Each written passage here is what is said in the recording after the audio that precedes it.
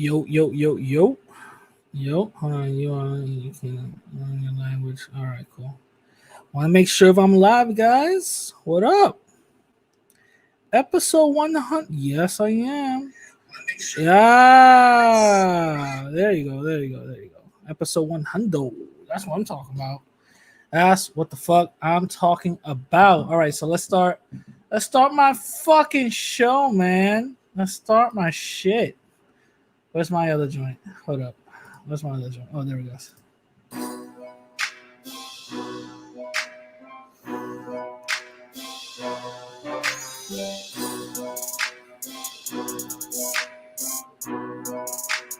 Beats by Nibs. Yeah! What up, my people? What's going on? Welcome back to another episode of your boy, the Radical Latino. I hope you guys are enjoying the background music. I don't know if it's actually working right now. Hold on, let me see. If it's actually faded right. Hold up, let me see. Hold up. It's actually faded right. Hold up, let me see. Yeah. It's all good. All right, what's going on, guys? I hope everybody's doing great. I hope everybody's enjoying your Sunday. I'm over here with some watermelon. Some watermelon slices that I got from the bodega. You know what I'm saying? I got some watermelon slices. I'm gonna be eating them periodically because for some reason, I don't know, man. I've been addicted to some watermelon. Because I'm a big fruity. You know what I'm saying? So I'm addicted to some watermelon. You know what I mean? But this is episode 100. I hope everybody's enjoying your week. You know what I'm saying? I hope everybody's enjoying your week. I hope everybody's enjoying everything that you guys are doing. I hope certain parts in the country is actually open for you guys. You know what I'm saying? I hope you guys are not really stuck out here all crazy and sweating. I heard there's also a heat wave. I don't know how true that is, but I also heard it's a heat wave. But this is episode 100. Finally, about goddamn time. You want to hear something crazy? When I started this podcast, right? I started it not thinking I was ever gonna get up to episode 1. Actually, I said before, I thought that I was gonna get up to like episode 10, and from episode 10, I was like, I'm not gonna do this. But a lot of people were encouraging me and stuff like that. But I started it because I wanted to actually reach out and educate my people. You know what I'm saying? And I'm actually glad that I'm able to do so. And mind you, this is this podcast, this episode is going to be all about you guys. So I want you guys to call in and stuff like that. And mind you, I got 3 topics to talk about. You know what I'm saying? So I want to give a big, huge shout out to everybody that's coming into the room. La Princess, shout out to you. Shout out to La Princess. Shout out to Prince 33. What up, Radical? Shout out to Johnny Mills. Thank you for what. Yes. Shout out to me for that. Like I said, I'm doing this like a podcast. You know what I'm saying? So I'm gonna be reading some of the comments that I had. But before all of that, I want to basically give out some updates or whatever. The last episode that I had with the Hebrew Israelites, first of all, that was the largest hitting episode that I've gotten close to 2K on the podcast side, not on YouTube. On the podcast side, that's the largest reaching episode that I've gotten. Why? Because I believe it's the most controversial one. That's what I believe. I believe it's the most controversial one. And because of that, people, were reaching out to me and basically criticizing and not criticizing. You know what I'm saying? Talk about self-deportation. I'm gonna get into that. I'm gonna get into that. But it was a lot of controversy, and a lot of people were, criticizing me, and not criticizing me, because I brought those 2 brothers in, the Hebrew Israelites, And on YouTube, on the other hand, they got 200 in a day. And mind you, my podcasts, they vary between 100 and 200 on YouTube. But for some reason, on the podcast side, on the audio side, it goes up to like 500 to 1,000. You know what I mean? Downloads. On the podcast side, in one day, that hit 1,100 downloads. Right now, which I'm speaking, it's at 1,800, which is insane.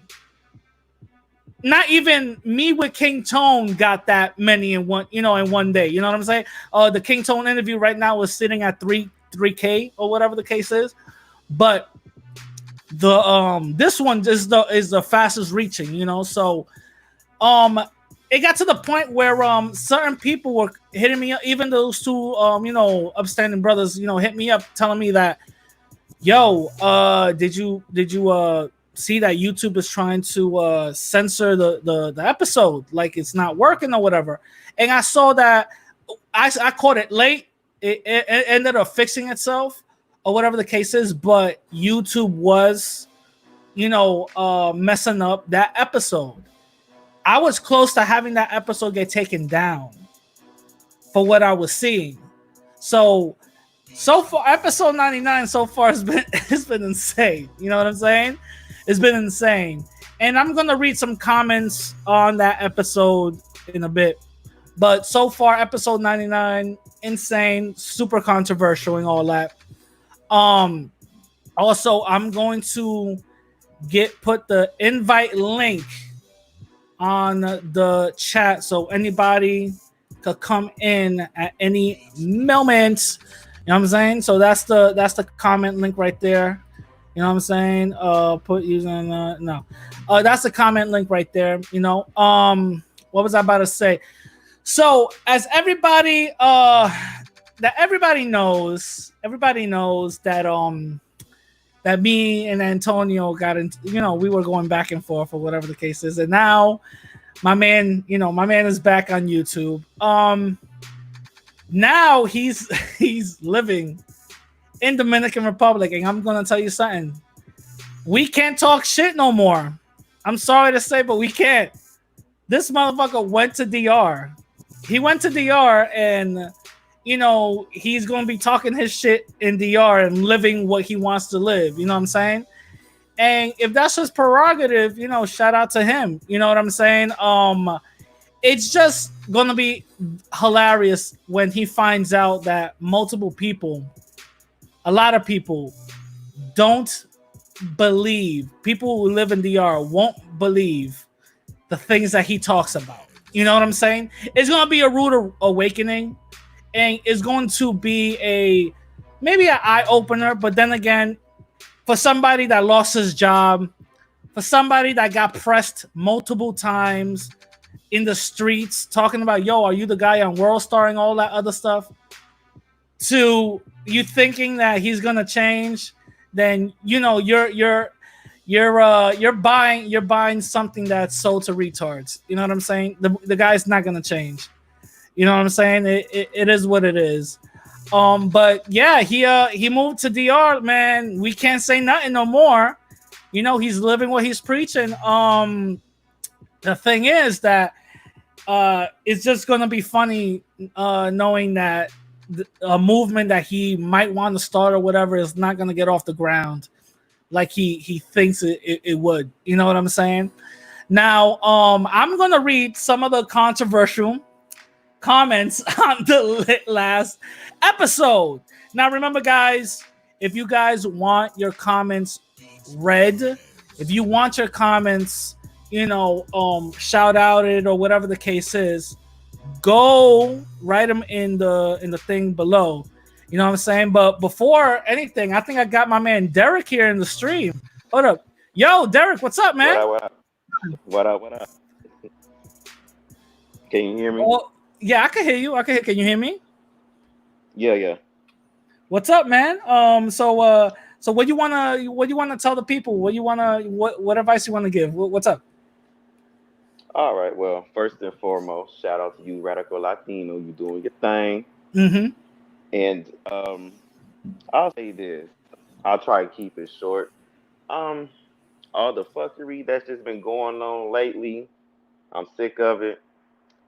All I can say is that people just need to just check their own shit about themselves that's negative, and just don't spread no negativity. It's a lot of negativity in the world. Just be positive and spread love, no hate. Facts, facts. I got a question.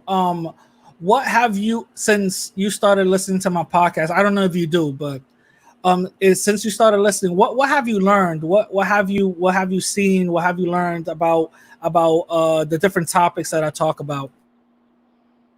What I have learned, well, I'm 30 years old.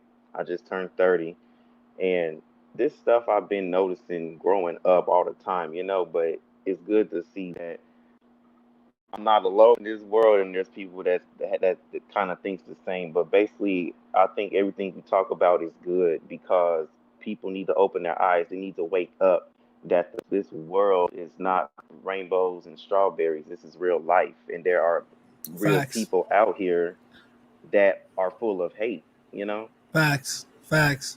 Like every other day, new videos of Karens and Kens are coming out. You know what I mean?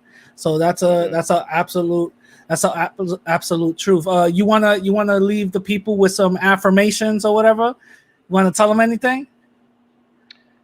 Hmm. Let's see. Take your Yeah. time. It's all right. Take your time. Okay. Well, since this COVID-19 thing's been happening, and I know there's people out here lost their jobs, and they out here struggling, hurting, and fortunate enough, God has blessed me to still continue to be able to work.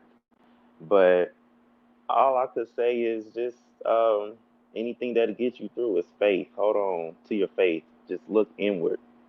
Just look inward. I like that.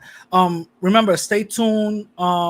Because we got other topics that we're gonna really discuss. You know what I'm saying? I got three topics that I'm gonna discuss on this episode. But stay tuned, man. Hmm. More power to you. Shout out to you, man. Right. You too. All right, catch you later, bro. All right, so that was Derek. Shout out to Derek. Let me put my music back on. Truth teacher, I see you in the back, but I'm gonna read the comments, and then I'm gonna read the comments, and then I'm going to add you in. So just give me a moment. So last week, episode 99, that was so controversial. A lot of people had a lot of comments. A lot of people had a lot of comments. Truth teachers basically like majority of them. But a lot of people had a lot of comments. So I'm just gonna just go through it. Moses Picard, shout out to him. Moses. He wrote, "Let's go!" Shout out to him. Um, the Mercarlo. Oh, yo, shout out to Mercarlo. Listen, if you're listening right now, bro, hit me up on the email so I can send you my number so we could chop it up. You know what I'm saying? He said only facts from Radical Latino, obviously. Well, I try. To be honest, I try. Jeremiah, which is Zahab, that was part of the interview. He said big ups to instead of saying radical, he said radio Latino. Our brother from the tribe of Simon, looking out for that part too. Most definitely, I'm definitely gonna bring those brothers back. True Prophet says, "Good looking out, radical Latino. Keep waking them up." Truth Teacher basically went on a whole frenzy. He went on the whole frenzy. Dominican Renaissance, which is actually somebody I didn't even think he was gonna respond or comment. He says, "How come Hebrew Israelites and Sub-Saharan Africans look identical?" Question mark. Why do Middle Eastern people resemble whites more than Hebrew Israelites? And he just basically goes on and goes on and goes on, and they have like a whole reply chain going in and out, in and out. And Bell Rosa said, "I did my research on some of these sundown towns, which was no joke. There are so many of them all over the nation. Back in the day, even the whole states of Oregon banded blacks. Wow, I didn't even know that. A whole state of Oregon banded black. I didn't know that. Of course, we all know this stuff won't be taught in our so-called learning institutions. Obviously, there's a lot of things that happen outside of of history, outside of what's written down in our books that we aren't really told. You know what I'm saying? And it's up to us to either go out and find out some outside information. And the Mexicano 98 says Antonio Batista returned to YouTube. Yeah, we all know that, bro. But yeah, yeah, those are all the comments. Remember, if you want to write down your comments down, put them down. You know, put down the comments and I'll read it for next week. So now I'm gonna bring in Truth. Well, Truth, I think he just walked out. But when he returns, I'm gonna bring in Truth Teacher because there's a couple of things. First of all, I wanna speak to him for a little bit, and then there's a couple of things that I do wanna talk about. The three topics. The three topics for this episode is the whole Nick Cannon thing, the new Caren Act, and the Goya Ban. People are going crazy with Goya. You know what I'm saying? They're banning that shit left and right and all that. So I'm gonna bring in Truth Teacher right now whenever he is ready. Yo, Truth, what's going on, bro? Hey, what's up, man? How you doing? I'm good. I'm good. I'm good. How you you enjoying the podcast so far? So far, so good. I All just right. got in. That's what's up. That's what's up. Do you want to give any information or ashes to the people? Okay, well, actually, I do want to speak to the whole issue with the Hebrew Israelite Okay. situation. Be respectful. Listen. Be respectful. I'm not going crazy. I'm not going crazy. Be respectful. Be I respectful. am. All right. Go ahead. Go ahead. What makes you think I wouldn't be? I'm just saying. Go ahead. I want to know if you're gonna teach these devils or you're gonna be a devil yourself. No, let me stop. Go ahead, bro. No. Go ahead. Go ahead, bro. Okay, so listen. For any of those brothers that might be listening right now, it'll save me the trouble from bringing out a video because I did want to apologize to a certain extent and just explain, my perspective and why I feel the way I do. Basically, let's just put it this way. I'm not a Christian, and I think that's pretty obvious. Everybody by now knows what my spiritual perspective is. But when it comes to the Hebrew Israelites, even though I do not agree with their teachings, their doctrine, whatever, for many, many reasons, which if you look in the comment section, you'll see a lot of them already there. So I don't need to go over that. But the fact of the matter is, at the end of the day, we're all still people of African descent, Black people, however you want to put it, right? Facts. And Yeah. the forces that be, they don't give a damn what our religious perspectives are. They don't give a damn I follow Yoruba tradition or they believe that they're the real Hebrews or what. They're looking at us all the same and they coming at us all the same, Yeah. When shit gets real, if I have to defend my brothers, I will defend them. All of that religious stuff gets put on the back burner. When shit gets real and we got to stand beside each other, don't get the shit twisted as to who I'm going to stand next to. You know what I'm saying? I don't know. Who you gonna stand next to, bro? Who you gonna stand next? I don't know, bro. I don't know. Obviously, I'm going to stand with the same people that are in the same boat that I'm in. That's right.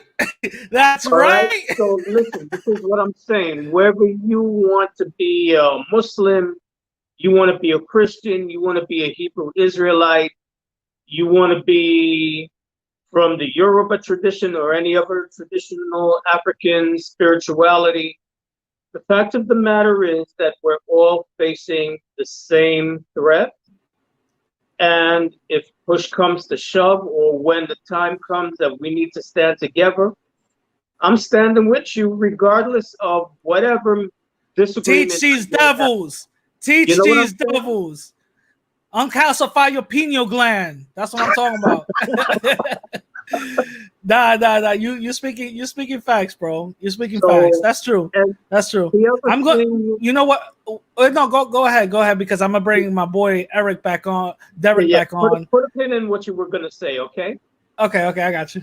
Uh-huh. The thing with me that a lot of people need to understand, because there's a lot of people that really get the shit twisted where I'm concerned, you know? Especially, you know, like situations. I know there's a lot of people that don't like me because I used to speak with Kim. Um, and I will address that situation. The thing you got to know Nah, about fuck that. Address it now. No, let me stop. That's a joke. That's a joke. That's a joke. Address it whenever we'll be you're here ready. forever. Address it whenever you're ready. I'm playing. This show ain't about me, okay? But the thing that you got to know is whoever I'm dealing with, what you see is what you get. My perspectives and what I believe in and what I stand by does not change because of who I'm talking to. All right? So if you're dealing with me, you're talking with me, everything that you see and you want to know what I'm about, go on my channel and just do some research. I do not compromise my principles for anybody, you know? So when it comes to something like the Hebrew Israelites and their teachings, you know, anything that comes from a perspective that people of African descent or people of color or whatever are somehow deficient, not as good as, this idea that we're cursed, I am not buying that shit. Basically, my perspective and the perspective of my channel is that we, as people of the African diaspora, African descent, we don't have any reason to feel small next to anybody, for any reason whatsoever. Not when it comes to looks, not when it comes to intelligence, not when it comes to contributions that we've made to the world. And if you go on my channel and you look in my playlist, all my playlists have been designed to answer all of the negative stereotypes and rhetoric against us.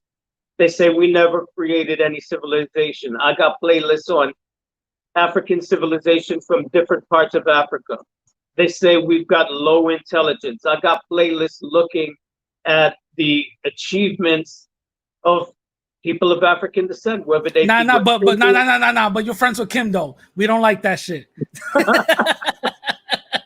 I'll describe. I'll explain all of that. No. At some point in the Say it video, whenever you're ready, bro. It does. You don't have to say it now. you Whenever know. you feel ready, make a video on it or whatever. But you know, like I said, I never for 1 second switched up my shit when it came to speaking with Kim, and he knows that. And the thing about it is that the conversations that me and Kim would have on the phone were very different than the things that he would be saying on his channel. You know what I'm saying?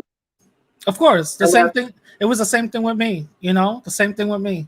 yeah. But the thing is with me is I don't have that much of a patience, or I'm not trying to say that I'm not trying to say anything about that to you or that's a Mhm. slight diss.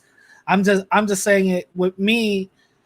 It doesn't take much for me to put you in that bag and then Yeah. X you out. You know what I'm saying? And listen, you know from conversations that we have, I don't criticize you for that because at the end of the day, we all come into this world with different strengths, right? So I may have a strength where I can look beyond the person's rhetoric and their bullshit and I can see the human being underneath all of that stuff. And I will try to reach that person on that human level, right? Where I do have a problem, and I do admit it, is knowing when it's time to throw in the towel, when you recognize that, okay, this person is just really ingrained in a certain mentality and they just being hard-headed for whatever reason. So my weakness, I guess you would say, is not knowing when it's time to back away. I'm getting better at it, but Yeah. it's a skill. It comes with time. Yeah. So Yeah. I've been, listen, the way I look at it is when you come across a person who has some kind of negative ideation, the Yeah. easiest thing to do Yeah. I got is some. to cut them off. I got some music playing for you, bro. You're such an asshole. No. Go ahead, bro. Go ahead. I You got some know, music playing for you, huh? the easiest thing to Yep. okay, Yeah. the You easiest giving thing you to giving us do, all that splaining, bro. Go ahead. the easiest thing to do, you're such a dick. By the way, Madam Mimi says hello. The easiest thing to do is to just cuss them out and dismiss them, right? Listen, never let go of Kim. But Nah. I'm playing. No, perhaps if those people, listen, perhaps if those people had had somebody to reach out to them on a human level, yeah. and communicate with them, Uh-huh. maybe they wouldn't be in the spot that they're in. Like, for Yeah. example, that former white supremacist that you had on your, Yeah. that you interviewed. This Yeah. was somebody who was really deeply hurt in their life. And what made them come out of it Yeah. was somebody taking that time to see the human being underneath all of that, Mm. all those layers of hate. Yeah. No, I feel you. I'm one of those people that I do have that ability Yeah. to see people in that light. Yeah. I have to admit, after my mom died last year, I fell off big time, and I really had no patience for a lot of people. So for Yeah. someone like Go ahead, bro. Yeah, go ahead. someone like Dominican Renaissance, or my favorite friend, Mr. Cookie Monster, aka Marquise, whatever he calls himself. I was brutal, and I can be No, brutal. But at the end no, of the but day, you I'm a speak human being. you're speaking your truth, bro. You're speaking your truth. But I'm gonna add Derek and Andrew show. Okay. I'm gonna add both of them in so they could give their insights on everything. Andrew's such an idiot. Yo, what's up, Andrew? What's going on, bro? Yeah. Yo, Hey, what's up? yo. What's up? Hey. For both of y'all, what do you want to what do you want to say? What do you want to say? Listen, you want me to go first or Anybody who wants to go first? Who wants to go? Want Andrew? Yeah, Drew, go first, bro. hey, first of all, shout out to you, Radical Latino. Thank you for having me on the show. Shout out to Yeah. all the brothers out there. You know what I'm saying? Truth Teacher, Derek. How y'all brothers doing? Y'all doing all right? What up? Yeah, yeah. All right. Positive vibes. That's how I want to see it. Feel me? Mhm. Now, unfortunately, I was hearing the whole, my heart can't go on, sentiment. Uh-huh.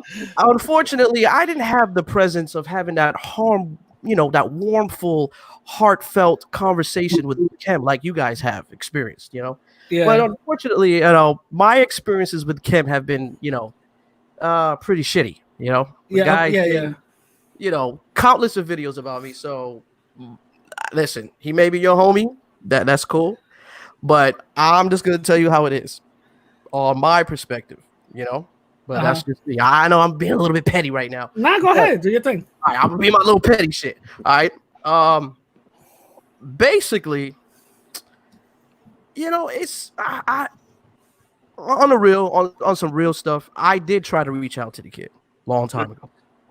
Mm. Seriously, I did try to reach out to him. I said, look, Cam, we got to have an understanding here, bro. Because I get what you're saying in regarding to black men traveling to different countries and sexing out women, and the whole prostitution thing. That was basically what his whole target was against, right? Yeah, You know? So I said this to him. I said, listen, if you really do care a great deal about prostitution that's being handled in these foreign countries, instead of actually going after the consumers, right? Why don't you actually try to get into the government side of the politics side of the actual country? Why don't you write a letter or something, or write what is it, a pension or something? I don't know, like some sort of something, Petition. instead of just petition. I'm sorry, pension, Yeah. petition. Instead of just targeting black men, I just didn't really understand it, and it was like, I was like, dude, you're making all these videos, yeah. okay? You're gassing yourself out, hours and hours. Oh, Mr. BBC, the BBC's. And you said, and you told me, like, off the record, he's been doing this for years, right? Bro, he's been attacking me for 10 years. Jesus Christ. Making videos after something? videos. It wasn't until this year that I actually realized that these people he was talking about were like real people. I swear to God, I didn't know what the fuck a QB Willie was.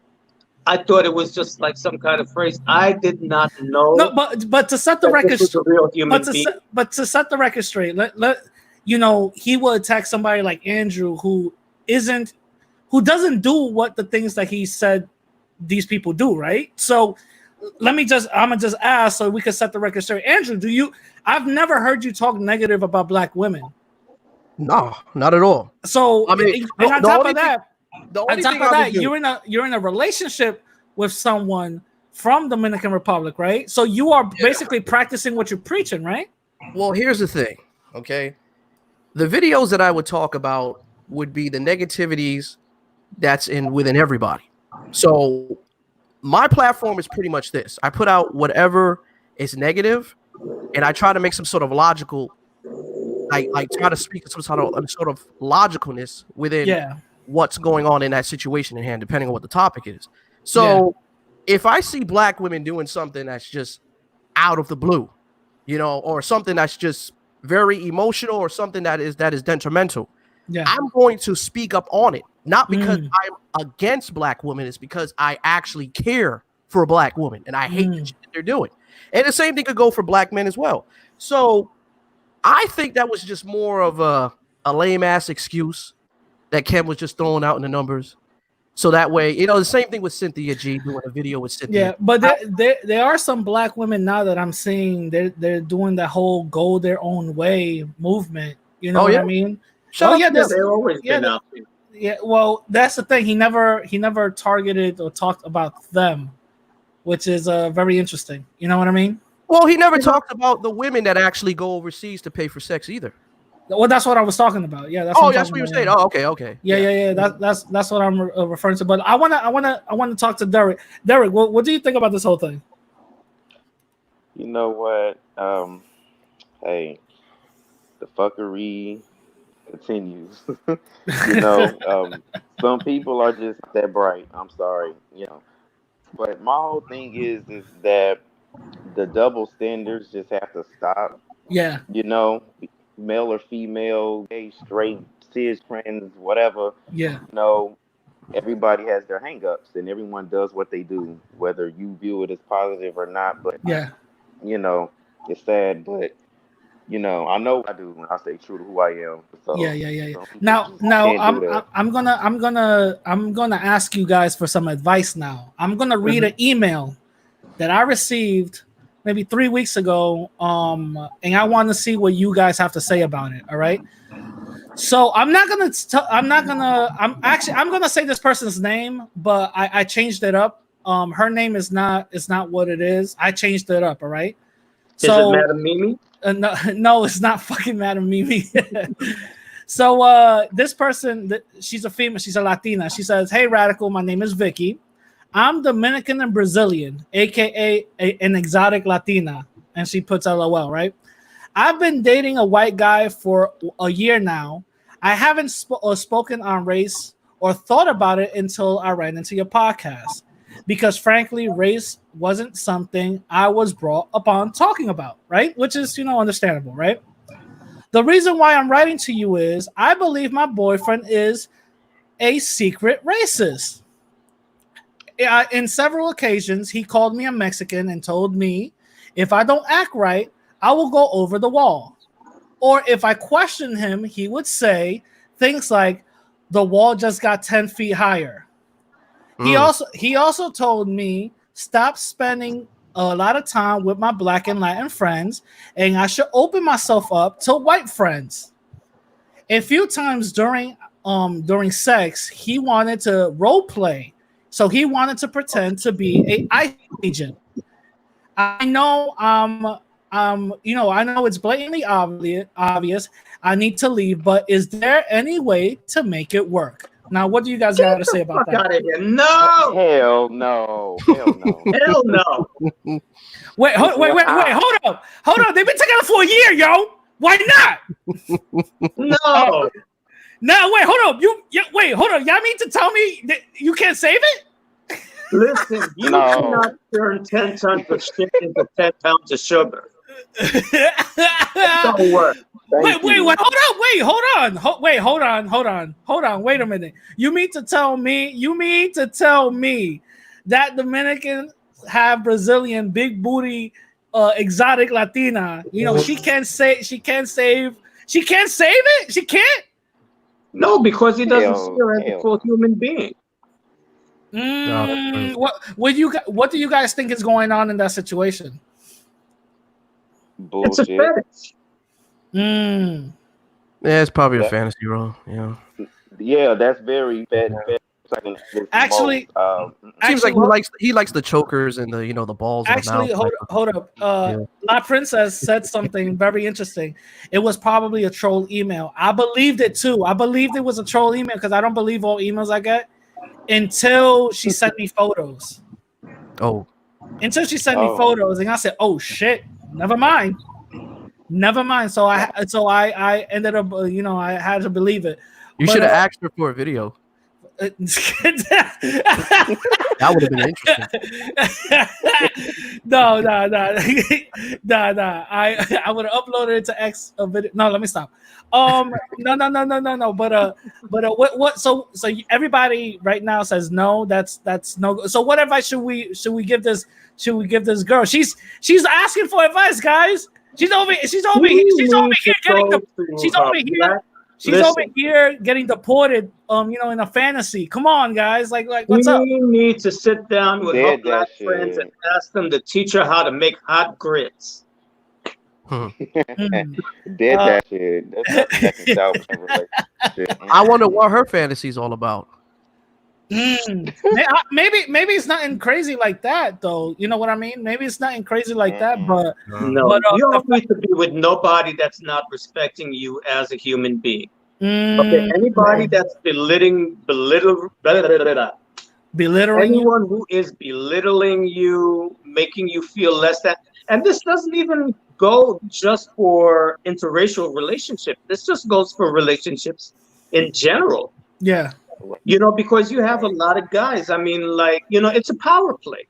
Okay, so what if the Hawaii boot thing, you know what I'm saying? Hawaii boot thing. Let's call him Ted.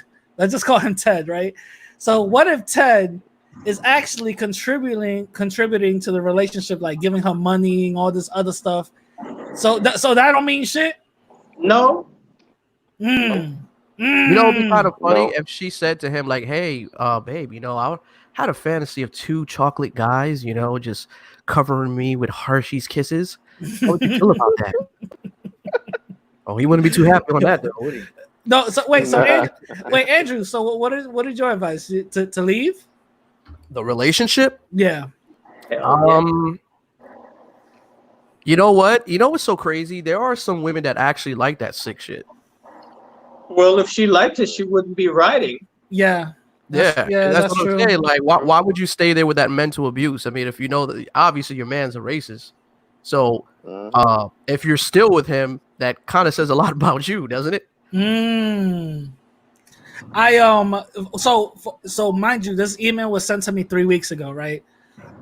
Usually me and Truth Teacher, me and him, we talk almost every day, right, Truth Teacher? Yep. Me and him almost talk every day, and sometimes when I get emails like this, I read it to him, and I'm like, whoa, this is crazy. So he gives me some advice on how to write back, right? I think was it the last email I read to you, and you was like, oh, that's pretty cool. See what I'm talking about, blah blah blah blah blah, right? Yeah. So this email I got 3 weeks ago. So me and her were going back and forth on emails, and she basically, from what I gathered, she basically has low self-esteem. So it kind of seems like How old is she? Yeah. she told me, well, hold on, let me check. She's in her 20s, right? 26. Oh yeah, she's young. Oh Yeah. boy. Yeah, There we go. 26. Women go 26. through a lot of shit in their 20s, trying to find Yeah. themselves, They're not quite fully there yet. See, the fact that she even wrote to me and said, "Is there any way to save it?" tells me that she knows it's messed up, but she's in denial. Mm-hmm. Well, you can't A change lot of it. women, a lot of women will know intuitively what to do, but because they don't think that they're enough, they don't trust that Mm-hmm. intuition that they have. So my Mm, advice to Yeah. this girl is, sweetie, you are enough. yeah. Trust your Wait, intuition. wait, hold You on. Wait, deserve wait, wait. I better think than this. you know what it is. I think we need a women's perspective. If there's any women in the room, join the chat and see what's up. Give us your perspective. Would you stay? Would you leave? You know what I'm saying? Don't You want me to bring that a Mimi in? I hope Not not. no no I no. just wanted to add something to it too. What's up? I think it could just lies. It could just be insecurities, man. You know what I mean? Yeah. Well, yeah. Maybe she Most just definitely. feels that She she got can't do low. any better. Yeah, she got low self esteem. Wait, Yeah, hold well, on. that's what we're talking about. Yeah. Oh, the Capricorn. She look good, right? Yeah, yeah, yeah. What a dickhead. Yeah, she was fire. I'm not gonna lie, she was fire. She was fire. So, but the thing is, But you know what, Rad? what's up? Um, she doesn't. I see this a lot with people I know too, and my friends or family. Sometimes people don't know their self worth, and her as a woman, she Mm, doesn't know her self worth. That's what it is. She feel mm, like most people feel like they need their abuse because that's the only way they are shown love. That's why they keep going back to the person that continue hurting because it's a form of love they feel like that they weren't getting, at some point in life, and that's just it's sad. okay, okay. No, that's absolutely true. That's absolutely true. A lot of people, they lack that. You know what I'm saying? They Yeah. they obviously like that. Now I want to go into my first topic, since if I'm gonna wait for a girl to come by or whatever the case is, but I'm gonna go into my first topic. Nick Cannon.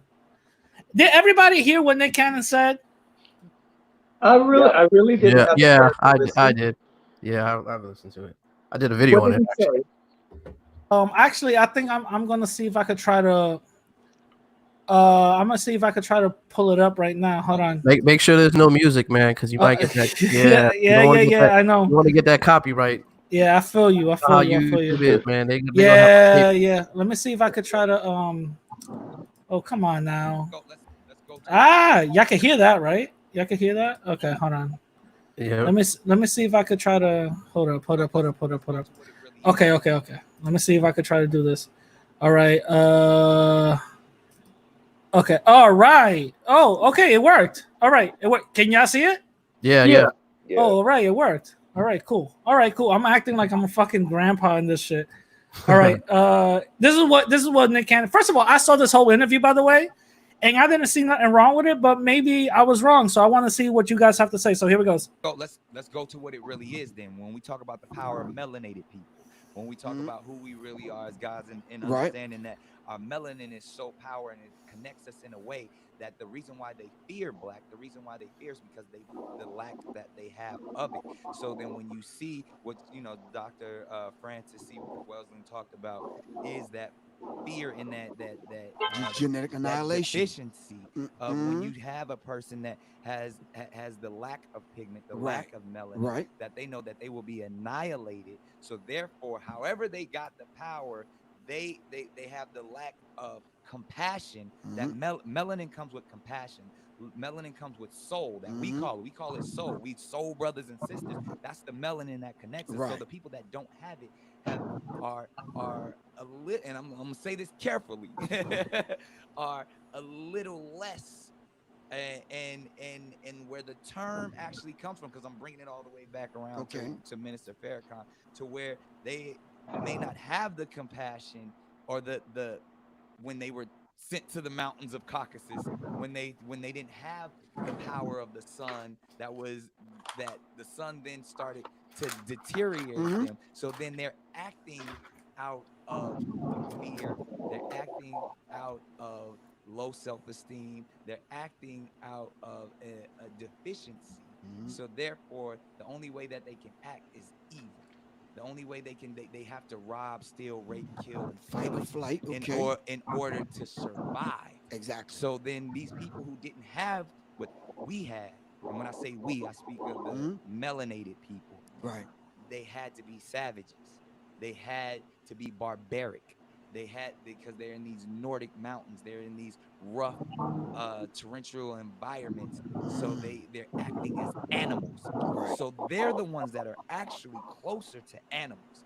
They're the ones that are actually the true savages. And then they built up such this I don't want to say warrior, but they built up such this conquering barbaric mentality that they're coming out of Europe. They then said, in order for us to survive, we have to take what's not ours. And then they went into the land that actually where we are originated. Oh, he pissed them off when he said that Europe word. Friends, they said, we want what you got. Facts. Because there's this mentality of whether it's the Caesars or even that we have to conquer. Right. So I say all that to say the context, and when we speak of whether it's Jewish people, white people, Europeans, the Illuminati. Okay, so from here he's getting into dangerous territory, right, guys? Yes. So everybody already got the first context of it. Now let's hear his conclusion, okay? They were doing that as survival tactics to stay on this planet. Right, because they never had to do that. Right, because they've learned when they circumnavigated the globe and they ran into these islands and these places, and we were already there to greet them. Right. With open arms. With open arms, teaching them, but then they were deficient. They were deficient, so they wanted to get what they thought we had, and we did have it. So the rape took place of the woman. The theft took place of the natural resources. And then that's where their disease, exactly, that's where their mentality, because I'm trying to get to that place of how they were able to get control over the gods. How they were able to get control over their once they people. learned that, though, and now they raped and impregnated, left and came back, and they saw the child lighter, they said, wow, that's when they learned genetics, genetic annihilation. So now you have to set up a system of white supremacy to control that. Right. So now we have 13 families here, Illuminati that's manipulating and controlling subgroups. Now we got to set up organizations coming out of Europe. You understand what I'm saying? And for that same system, now you're talking about survival, what you just laid out. Now it's fight or flight. Now we have to set up these systems in order to survive. Right. But listen, not just survive to get some damn some hamburger buns and some cheese. I'm talking about on a genetic level. On a genetic, because they will, and that's even from the white nationalists to the white supremacy mentalities to Donald Trump himself wanting to build walls. Right. They're trying to keep what they consider purity. Exactly, on a subconscious trying to level. Stay alive. Because sometimes they don't know why they acting out. It's just been proven. Was National Geographic just put it out by 2050? Every person will be a person of color in a minute. They saying that's as soon as 2050. All right, so that's when it ends. That's when it ends. A lot to take in. A lot of information to take in. Some would say a lot of conspiracies to take in. Now, I'm going to ask you guys, do you guys agree to this whole thing or overall? Absolutely, I do. Andrew? I'm gonna go to Truth Teacher last because he's giving me the side eye right now. I got some stuff to say, and go ahead, go ahead, Andrew. Go ahead. See, here's the thing. Nick Cannon. See, Professor X should know where Nick Cannon, where his strings come from, and he should know exactly that it's a big risk that Nick Cannon is taking. See, Professor X has his own platform, so nobody's controlling him. He's not under any contract or any obligations from upper elites such as Jews that control him. Right. He has his own platform. And here's the thing with Viacom, which Wildin' Out actually controls now, from my understanding. Even though it was Nick Cannon's creation, now he's in a battle of trying to get the rights to his show so he can have his own platform. But you don't think they don't know what he's trying to do? See, here's the thing. I totally agree with what Nick Cannon is saying. We all know through history of time that it's a very sensitive topic, and I know currently, because I even got some white subscribers of mine, and they like, what are you saying, blah blah blah. But yeah.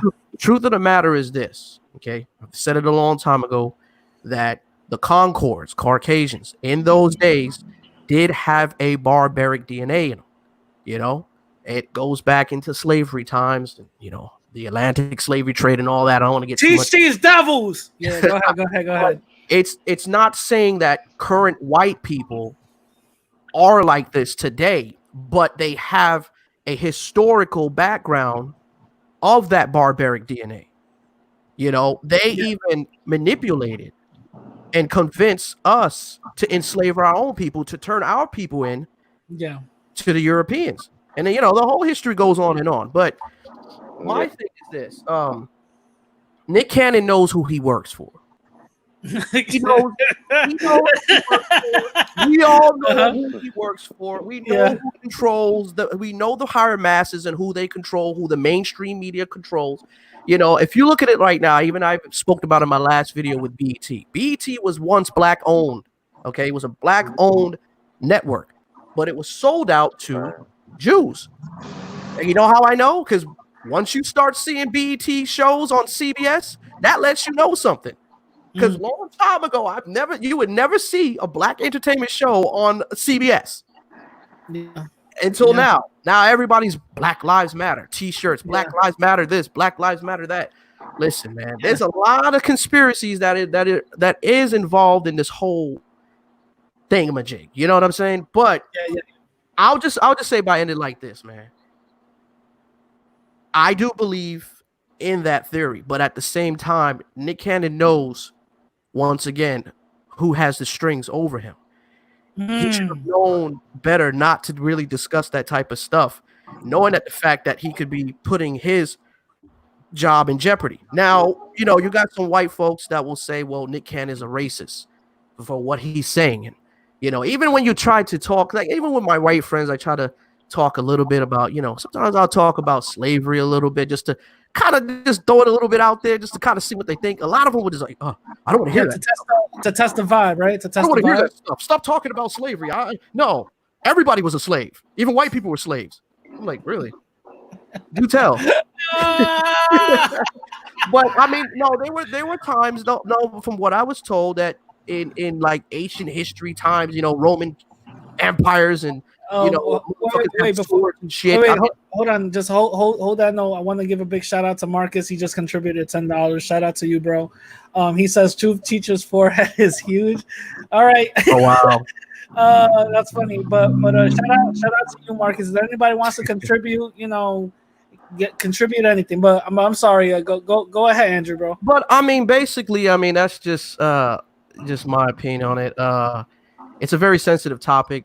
Nick Cannon should know the type of audience, like I said, that he deals with. He should know the people that he works for. Yeah. And he even said to himself, like, he even said it in the interview, like, I got to be careful what I'm saying. But when he did indicate it, saying that, hey, certain people, he didn't necessarily say white people, or Jews, but we knew, he did say Jews, I guess. But at the end of the day, wow, I don't know. All I'm gonna say is, before I take it to a Truth Teacher, because I know he's itching. All I'm gonna say is that I even when I heard, mind you, I saw the whole interview before he deleted it. I saw it twice. I actually saw it July 4th weekend. You know, when I was driving to Connecticut to go see my family. After I got off the phone with Truth, me and Truth were talking or whatever the case is. So I put it on the car and I'm driving and stuff, and I'm hearing the whole thing, right? And I paused at a moment. I paused and I said, "Wait a minute.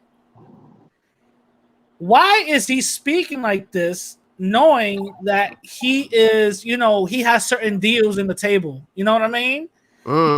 He has certain obligations. You know, let's be honest here. Nick Cannon, and I'm going to be very blunt right now. Nick Cannon, he's a safe Negro to white people. He is one of he's one of these black people that white people let into the circle, and they don't mind telling him most, not all, but most of the secrets.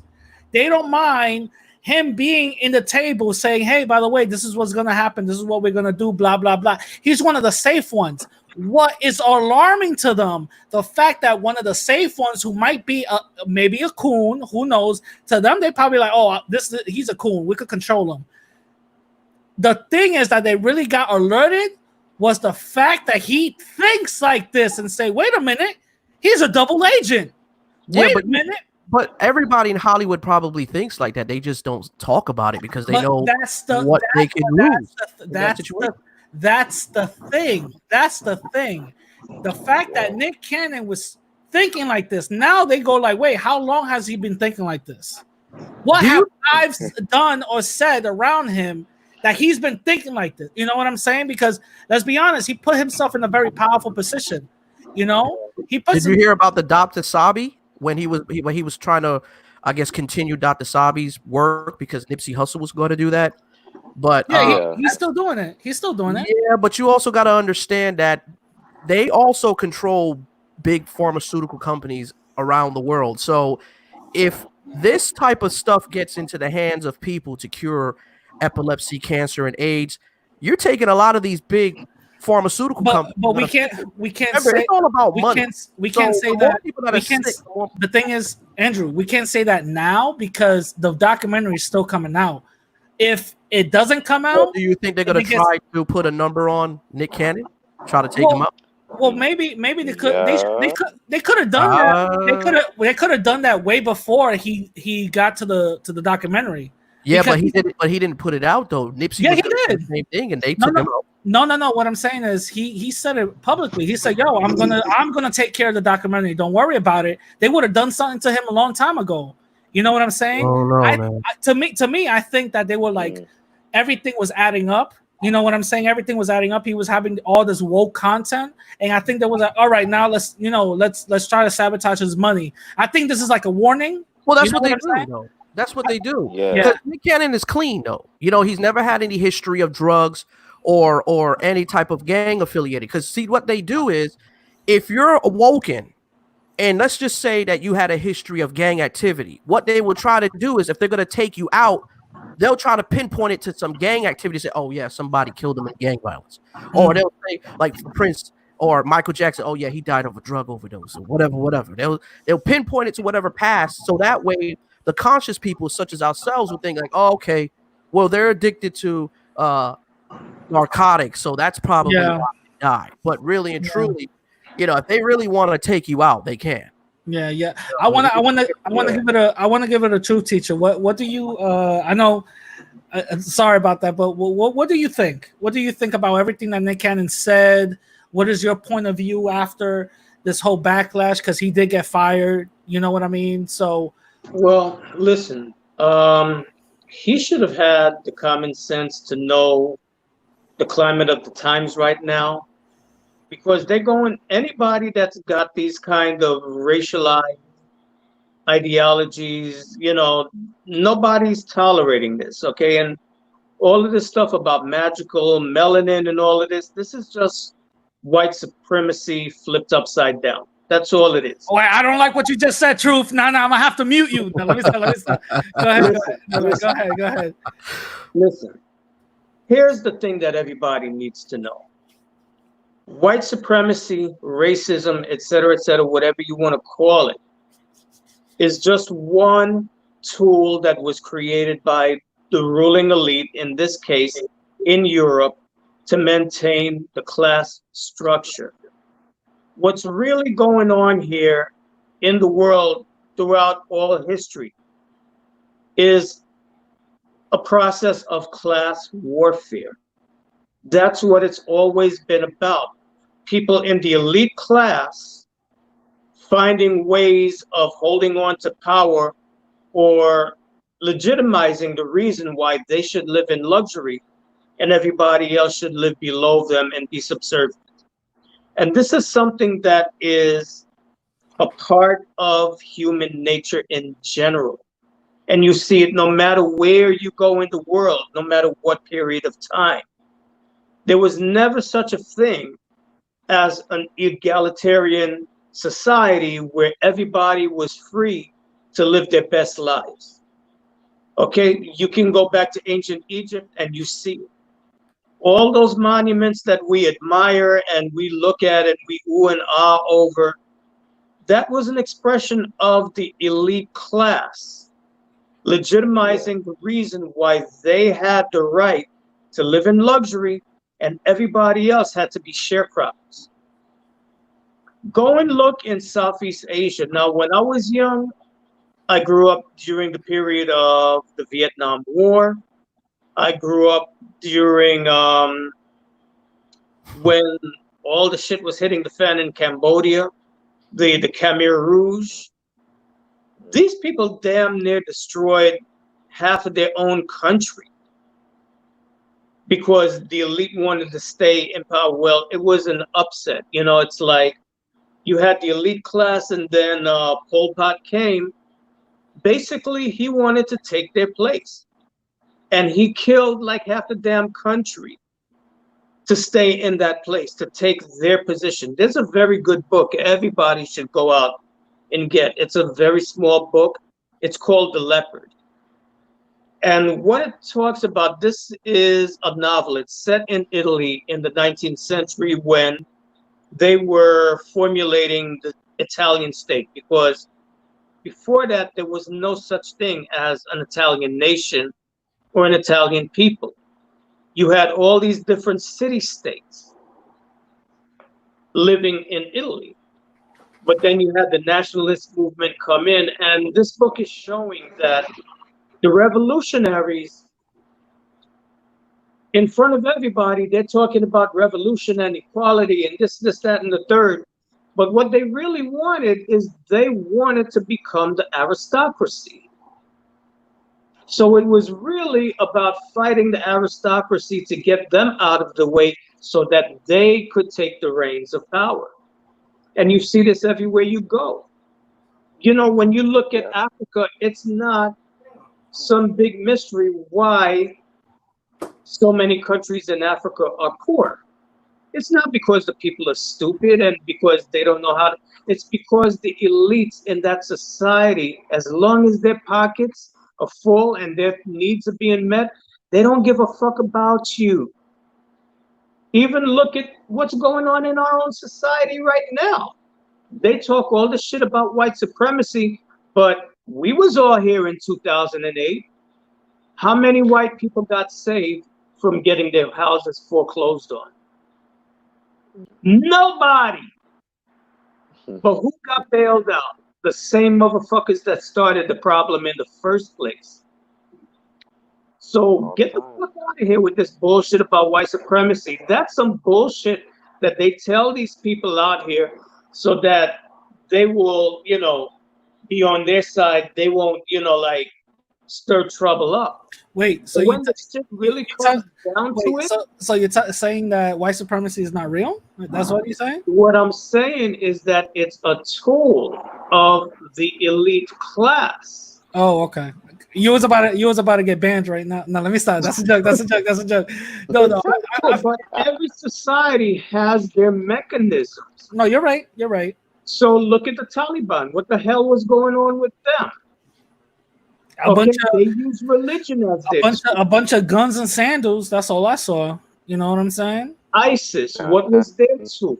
They wanted to take over and become the new elite. What were they using? They used religion.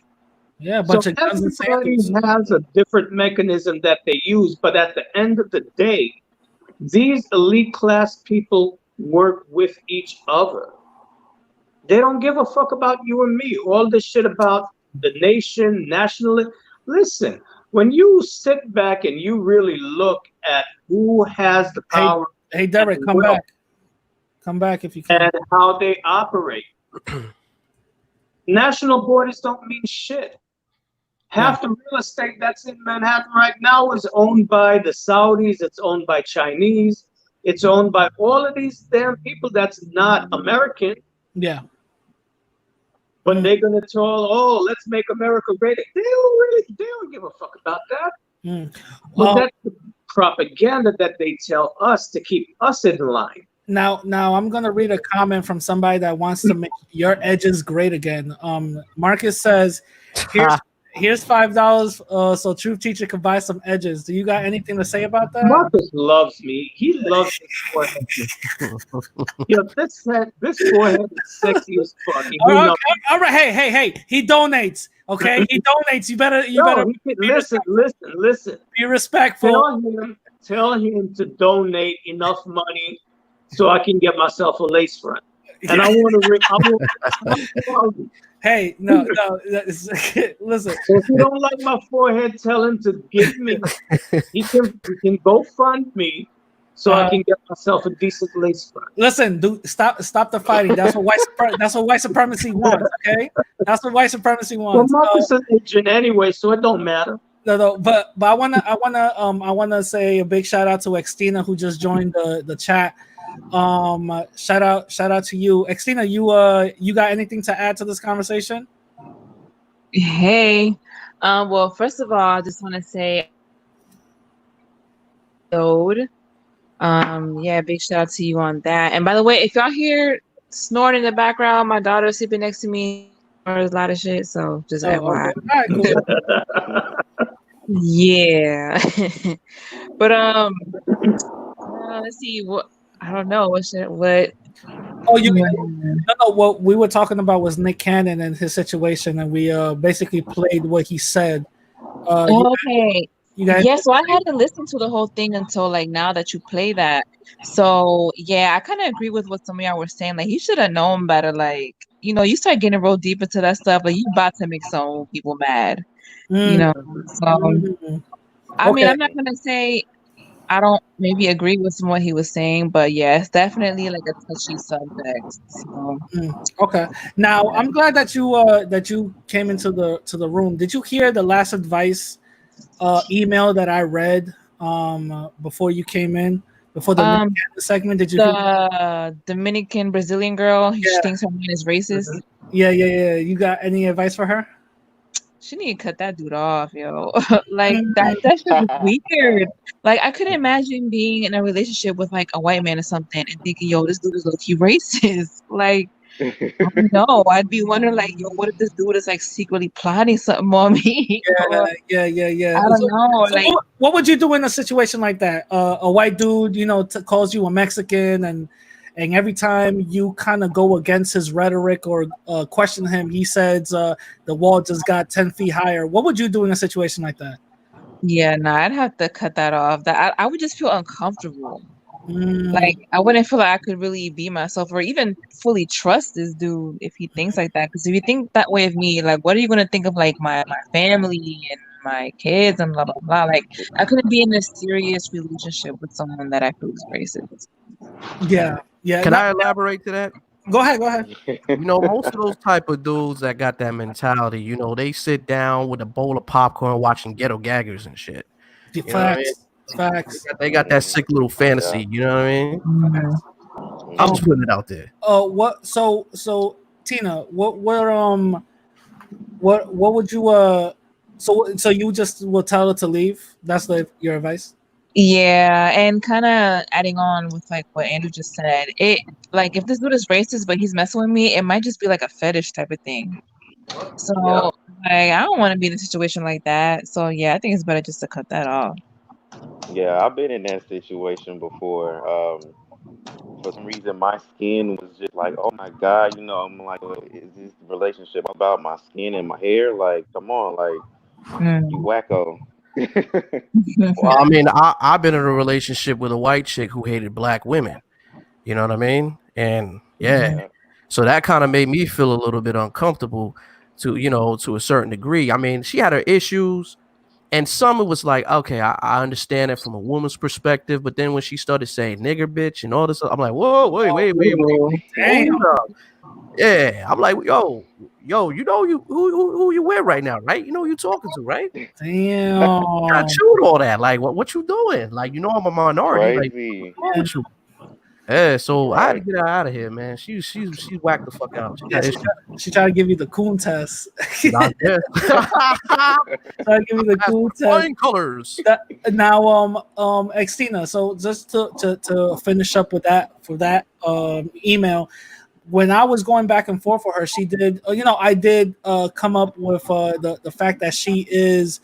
She does have low self esteem. Is there anything you think that contributed to that? Hmm.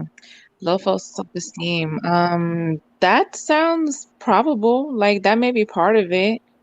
Yeah. Or I don't know. Maybe she felt like being with a white guy was kind of like, I don't know, a way to boost herself up, but now she's saying, okay, maybe it's not all like it's cracked up to be everything that she thought. Yeah. So Xtina, have you ever been with a white guy? Because Wendell said I never been in a relationship with a white girl. The only kind of vanilla I like is ice cream. I Have you? haven't. I've never been in a relationship with a white guy. I don't know if I could, to be honest. I don't know. I feel like it'd just be so. I mean, no offense to them, but I feel like it would just be Listen, weird. Like, listen. how would I relate to So, you? so if a white guy comes to you, says like, "Oh my God, Xtina, oh my God, your skin is so beautiful. Here's some Rice Krispies treats, bruh." What You know, the hell? so he gives you Rice Krispies treats and rhubarb pie. You still won't fuck with him. No. What Okay. about a white Dominican? What Well, about a okay, white now, Dominican? A white Dominican. now white Dominican is different. Oh, Okay, white there's a Dominican. big difference between like a white American and like some of these white Latinos, or especially a white Dominican, because it's like they're white, but culturally they're still, So so so if a they're white Dominican, Yeah. comes at you like, "Que lo que es, bruh? I made you some rice. I made you some mango Rice Krispie treats, man." he have what's a the with Rice Krispies, yo? I don't know. White people could make some great Rice Krispies treats. I'm for real. And that's Oh when This my is God. nasty. Are you nah, kidding me? nah, bro, nah, chill. Hold on, wait. Uh, No, we got to give white people their credit because when I went to Connecticut, my family they had a next door neighbor that they made Rice Krispie treats or whatever, and I was a little hesitant. But then I tasted it and I was like, okay, all right, Karen, you got that. You got that, because of, she was like, it's a secret recipe that's been in my generation for, I was like, all right, you got that, Karen. You know what I'm Wow. saying? But I'm gonna read another email and I want everybody's advice, all right? So I'm not gonna tell you this person's name. It's a guy, by the way. So I'm gonna just say the first letter of his name, all right? So he goes, Antonio? hey, behave, okay, behave. No, so he goes, hey, my name is what I'm gonna just say H. I know you haven't done a lot of advice relationships in a while, but I'm writing to you anyway. My girlfriend tells me that that I'm not romantic enough. So I started to do things like kiss her randomly on the neck and tell her how beautiful she is randomly. So far, what the fuck? But we keep it going. This hasn't worked. Oh my God. And I truly don't know what to do. We've been together for 3 years, and I really want to save this relationship. Any advice will help. So, so far, I started dying. I started dying laughing when he said I just give her random kisses, like on the neck. Like for some reason, I don't know why, I pictured the little snake, like giving little smooches. You know, you know what I'm saying? So what advice would you give this person? Wait, but is that all he's doing? Like that's literally it? That's his way of being romantic? That's it. He said, what he said? He said, I'm randomly kissing her on the neck and telling her randomly how beautiful she is. This hasn't worked. So no shit. So what advice would you give this person? Try some new tactics. Like I told him to wake her up by putting his finger up her asshole. Maybe what the wow. Yo, he's such a girl. No, not a finger. Roses. Hey, Radical, you sure you ain't got that European DNA in you? Let me stop. Nah. No, so this email is kind of old, but I did give him some advice. I said try to Google things that couples could do because the summer is coming up. Mind you, this email is like around March. So I'm like, listen, the summer is coming up. Google, try to Google some romantic things that you can do around your area. Go hiking, cook dinner, bring some candles around the crib, cook some a food that you haven't cooked before, or whatever the case is. Or you guys could cook together. You know what I'm saying? Make it an eventful thing. Those are the things that I told him to do. And he hasn't emailed back. Maybe, I don't know. Maybe she killed him already. I don't know. What advice would you guys give somebody like this? Can I elaborate? Go ahead, bro. All right. I'm gonna be totally honest, right? The best thing to do is absolutely nothing. What? What do you mean? I'm gonna tell you why. I'm gonna give you the perfect answer to that. The reason is this. Bitches are gonna be bitches. No, let me stop. Nah, not even. Because listen. I'm in a relationship. I know how it is with women. Women get very emotional. If you say certain things, that most men don't pick up on, that will piss off a woman. So the best thing to do, let her cool off for a while. Don't say nothing. Let her cool off. Change the lock at the door. Exactly. What's gonna happen is she's gonna start to think and wonder, what the hell is wrong with this nigga? Why is he not saying nothing to me? How come he's not saying nothing? He's being all quiet. Just be distant. Sometimes. Yo, that's actually hold up. That's actually true. That's actually true. If you actually time heals all wounds. If you also on top of that, if you add some toxic bullshit like say why the fuck you keep on talking to other dudes and she's not doing that, it fucks with her mentally. So listen, my lady is my lady's okay, all right. Yeah. And let me tell you talking about bipolar shit. This chick comes in 1 minute she's nice, next minute she's throwing pots and pans at my ass. You know what I mean? So the best thing for me to do is when she gets into her rage, because she likes to control things. She's a control freak, so she likes to control the interaction and control the relationship. So, she left. Oh, damn. All right. So she likes to. Yeah, she probably come back. She'll probably come back. She likes to control the interaction. So what I normally would do is, the best thing to do is to not do anything at all. Because the moment I engage into the conversation or engage into the argument, guess what? I lose. Men, we can't win arguments with women. Like, we just gotta be real. You're not going to win an argument with a female. No matter how logical it could be. Unless we beat some logic into the no, that's a joke, guys. That's a joke. That's a joke. It doesn't matter what you do. It's like she's gonna think regarding to her emotions. So the best thing to do, honestly, what works is to just don't do nothing. Don't say nothing. Just ignore it. She will come around. When she sees you're not doing the same things as you used to doing. It happens to me all the time. She'll be like, "Babe, what's going on? Are you talking to somebody else?" But I think this guy's issue was that he wasn't being romantic enough. Like, she was basically saying that, hey, listen, you're not being romantic enough with me. So but if he starts to do that, all of a sudden, you know what's going to happen? She's going to be like, "Oh, no, it's not when you want it, it's when I want it, or it's not when I want it." I'm telling you, man, women do that psychological mind all the time. It's like They expect us to know exactly what the hell they're going through or what the hell they're thinking. I say this, listen, I am not a mind reader. I don't have a crystal ball in my hand that says, oh, I can tell the future, what your heart is telling me, woman. No, I don't know. So the best thing for me to do is just to let it ride, put it in God's hand. When the sex robots come in, it's going to be a game changer. Yeah, you get the sex dolls and robots, get some Vaseline, and you know what I'm saying? You good to go.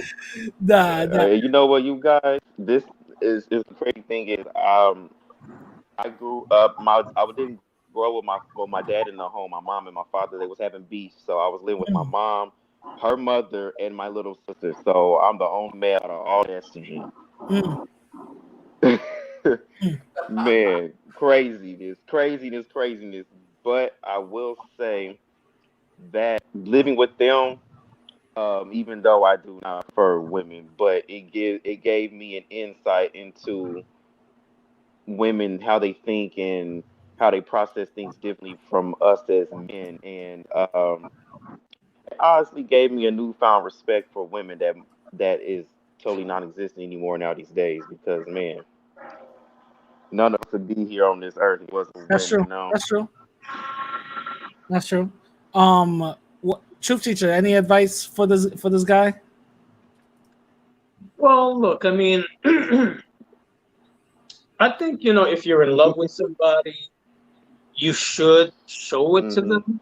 Yeah. I'm a big believer in not waiting for somebody, or a special occasion to show somebody how you feel about them, because tomorrow's not promised to anybody. Would you give somebody random kisses in the neck? Hell no. This sounds a little crazy, right? Listen, I'm the kind of person like I'll do random smooches, like. I mean, a kiss on the neck is that's alright every weird. now and then. Like a snake. Nah, I mean, man, like walk up behind the girl, give a quick little kiss on the neck. No, that's okay. You're a shark. Okay. You could have like a movie No, night, because it's funny. For some reason, I don't know why. When I read that, I just pictured this dude literally lurking behind his girl and just like a predator. Oh, you mean like my avatar right now with his tongue? Yeah, like a predator, and then just like randomly like what the hell? Like what the hell? I don't know. For some reason, I couldn't get that out of my mind. I found that so hilarious. But like go on what you were saying. Like you could, like have a movie night. Make a nice romantic dinner and you all watch a movie at home, or That's true. That's true. Man, I tried to get into so many fights, man. Fighting over which show we want to watch. She wants to watch Telemundo 6.3. I want to watch BT. Fighting over shit. Oh, shout out to Marcus. Marcus, that's Marcus. Yeah.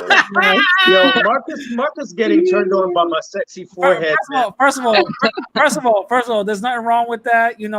Being gay is legal now, so it's all good. Oh my god. It's legal now. Marcus want to rub cocoa butter on my forehead. That's what it is.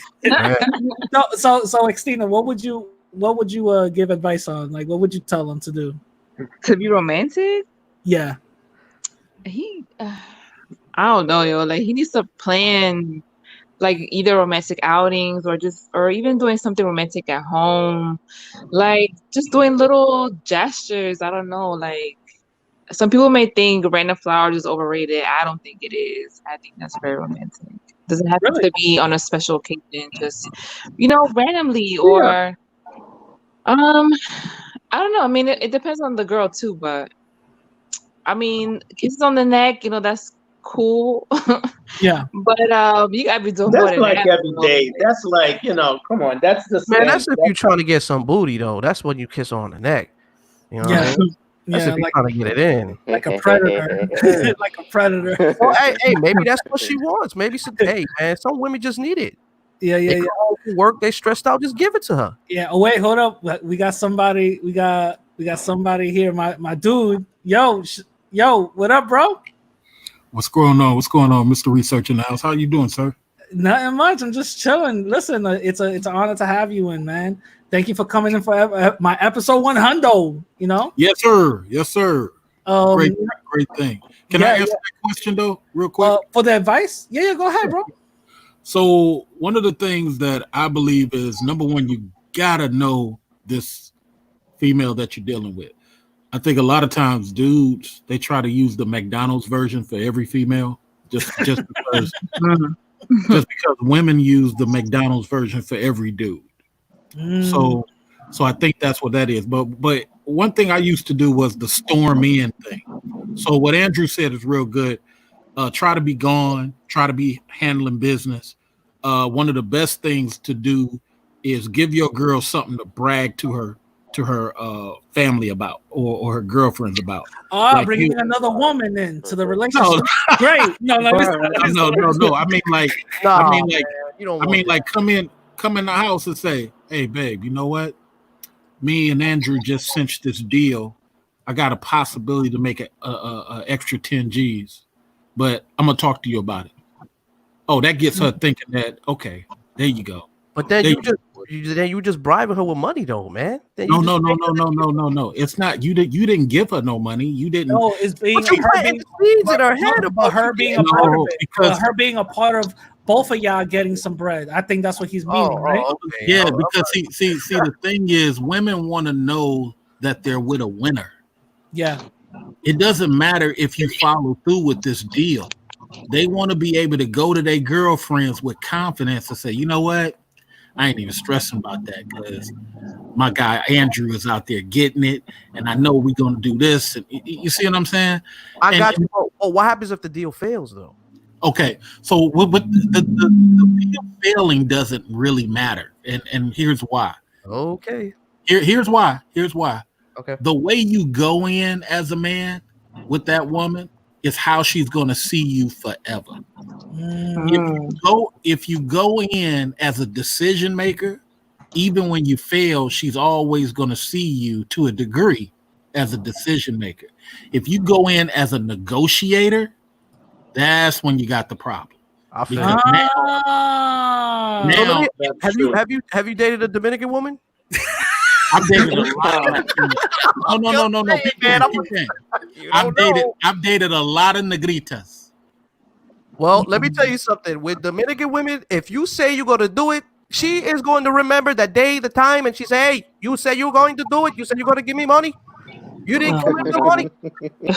Is that true? Is that true, Xtina? Is that true? Well, yeah. I mean, if you said it, I can remember.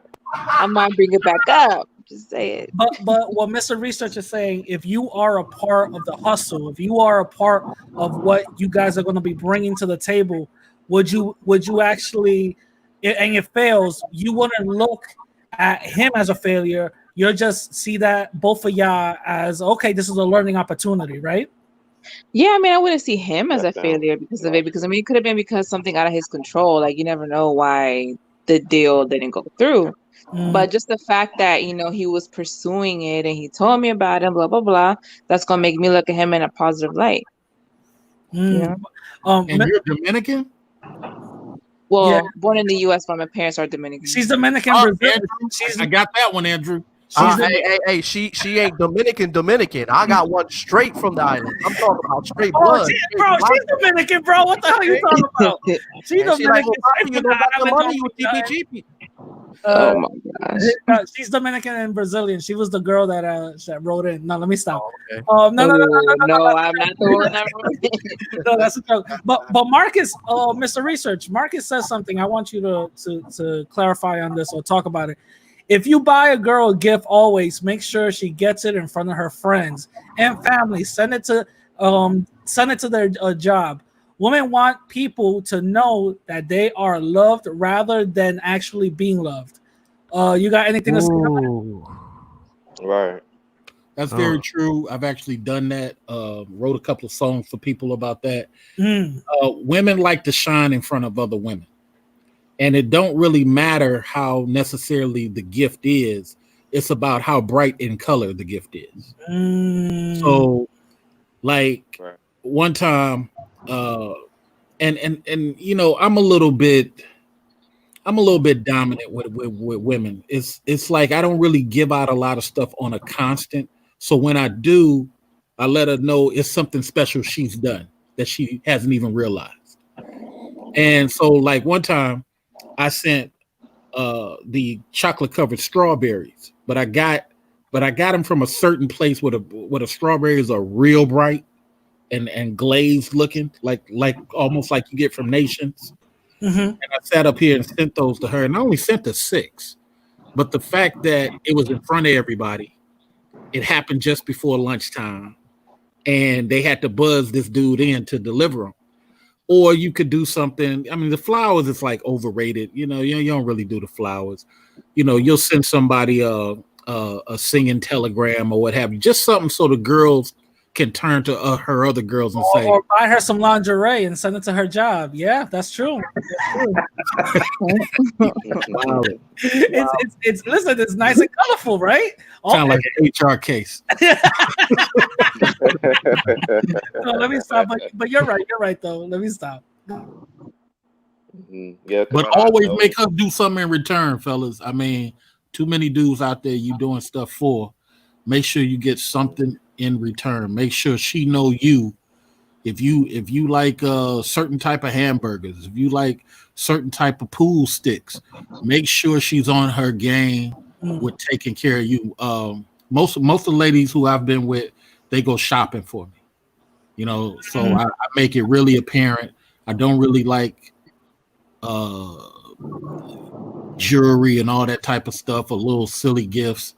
Go and buy me some nice shirts, some nice whatever. So even when it's not my birthday, sometimes I get blessed with that. Oh wow! Have you dated a Dominican woman before? You know what? I'm going to sit out here and go holla at Dominican.com just for you. Just so I can get on more Dominican. But you got to be a negrita. I only date negritas. Go to mi gente or something. I don't know. Man, if I were to get gifts from women, boy, I'll tell you, that'll be the day. Well, I think Derek was going to chime in. Derek, you was going to say something? Oh, yeah, I forgot. What I noticed, I've been around females a lot, and what I always notice too is that when a guy does something for him in front of their friends or whatever, they have this, they face just lights up, and they just have this, my man ain't your man. You know what I'm saying? He do this, you do that. I don't know about you, but I'm good over here. They like to feel that type of, I don't know how to say it. It's like it's that type of feeling they like to have. Like, hey, he got it, So for this guy, before we end it with his question, for this guy, you guys are basically saying do other things besides just kissing on the neck and telling her how pretty she is randomly. Yeah, that sounds so elementary. It's like, bruh, all right, how old are you? Like, step it up. But most of all, make sure she appreciates you as a dude. Yeah, that's true. That's true. And if she doesn't, then you got to put her on timeout by not doing shit. Now I'm gonna move it on to my my next topic. Have you guys heard about the Caren Act? No. What's that? San Francisco officials propose Caren Act making racial bias 911 calls illegal. What do you guys think about that? I think they should expand it, not just for racial thing, but just people calling up the police for pure bullshit in general. Yeah. The Caren Act is basically broken down as caution against racially exposed non-emergencies. So, you guys think this is a good move or no? I mean, how many times do people call non-emergency bullshit on minorities just for playing loud music? Yeah. I mean, you're in your neighborhood and you just listen to your music. Oh my God, the music is loud. They start calling the cops. Next minute, cops start raiding and breaking up parties and stuff, and nobody's doing anything illegal. They just playing the music. That's what parties do. Anybody want to chime in? Anybody want have any thoughts on this? Let me throw some politics up in there. So go ahead. So the 911 call really isn't the problem. It's what dispatch says to the officer. So there's been many cases where the 911 person said, "Hey, it's probably not nothing. I'm just calling because it seems kind of weird." and then it gets translated to by the dispatch person to possible suspect, and they leave that probably nothing out of it. When you look at the guy that got shot at Walmart, okay, the guy that got shot inside of Walmart, the white guy purposely knew, because they had him on camera, that the black dude was doing nothing, but the white guy exacerbated everything, saying, "Oh, several people are scared," and blah blah blah blah blah. Then you look at some of the other 911 calls. The guy that got killed in, I believe it was Denver last year. The guy was walking at night, and the caller said, "Hey, it's probably nothing. It's just kind of," and this was before COVID. It's just kind of weird. He got the face mask on and, blah, blah, blah. He got some shopping bags. He ain't near nobody.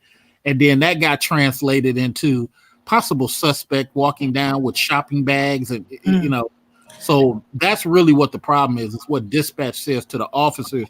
And then a lot of these officers, you got to understand, and I'm going to be quiet after this, that politically officers used to give out tickets. That's why failure to appear is an infraction. But since 1994 crime bill that Bernie, Biden, and Clinton signed, because they wanted restitution. The whole point of them doing that was because they wanted restitution. They made it possible for officers now to hold people for 48 to 72 hours for the sake of profit. So even if you didn't do anything, now the whole jacked up goal of an officer, a city cop, is to hold you. It doesn't matter if you actually did anything. They're looking at revenue. Right. So Derek, real quick, I'm gonna remove you because somebody just came on. Okay. All right. So I want to give everybody, shout out to Johnny. What's up, Johnny, bro? What's going on? Hey. What's up? So you got any thoughts on this Caren Act? This ain't no surprise by me. I've been seeing this all over the internet. It's not surprising. Do you think this is going to solve anything? Not anytime soon. Why not? Because they're gonna keep on doing it and doing it and doing it and doing it and doing it. I had no answers for that. Tell the truth. My only question is, how are they going to determine that it was actually racially biased or whatever? How will they to determine that, or who is going to determine that?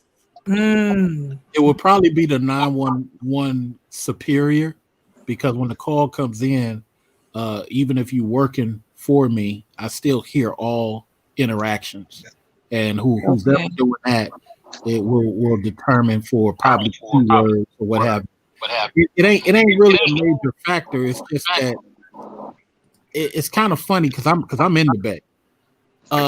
Nobody.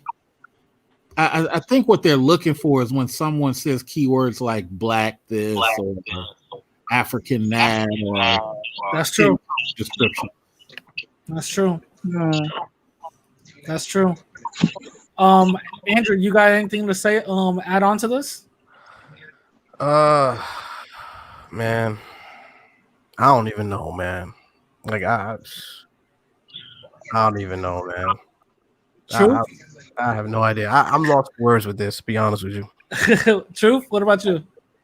Like I said in the beginning, I think they should just make it a general thing, because a lot of times it is going to be hard to prove that it was racially motivated, and a lot of people know that. Like, for example, the situation where you had that woman that called the police on that little girl that was selling bottles of water, in front of her house. I mean, it's racially motivated, but can you prove it? So I think it should be something where if people are calling the police for frivolous bullshit, they should be fined. Because Karen, they're not just targeting black people. They're targeting people in general. You know what I'm saying? Yeah. Well, Well, I So the they, same they thing. just need to be penalized for wasting people's time on bullshit in general.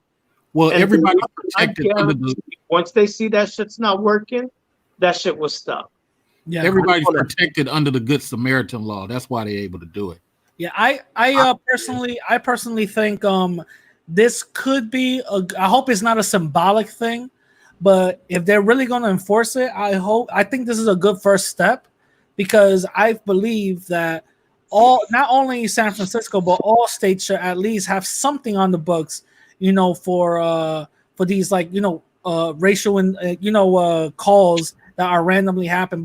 But the thing is, there's already a rule on the books talking about fake 911 calls. So I don't know how effective this whole thing might be. Well, I mean, I would just want to elaborate with what CA, that's how you pronounce it, CA. Yeah. What was saying. I agree. I mean, it's up to the 911 dispatcher on how she's going to handle the calls in the situation. I mean, if she determines that it's a non-threatening situation, then she should say, "Listen, ma'am, this is a non-threatening situation. So if it continues, or if other people call in to say, hey, they're disturbing the peace, you know what I mean, or they're doing something that's just, something that's very disruptive, then you should, call upon, police action or whatever. You know what I mean? Now I will look into it because it's out here in my neck of the woods. But I think what would be better is, just like the 12-year-old boy that got shot, that dispatcher clearly said, "Hey, the caller said it's probably nothing." I think something needs to be on the book where if a dispatcher tells officer that it's probably nothing and they do something off code, then there should be some legality. What about has anybody seen Watchmen, the HBO TV show? Yep. Does anybody remember? Okay, so there's a first. I don't have cable. I can't afford it. I saw like the first episode. You should tell your Dominican lady to take it easy on you. No, man, I should. No, so there's the first episode, right? Yeah, the first episode, right? Is the whole shootout or whatever thing happened, but there was something very significant, that the officer was asking dispatch to release the gun because the gun was inside the police car, bolted down, and it wasn't released unless a dispatcher releases it remotely. You know what I'm saying? Remotely, for under a visual threat. You know what I'm saying? If the officer is actually threatened, that's when dispatch releases it. You know what I'm saying? So do you think that might be a possible solution?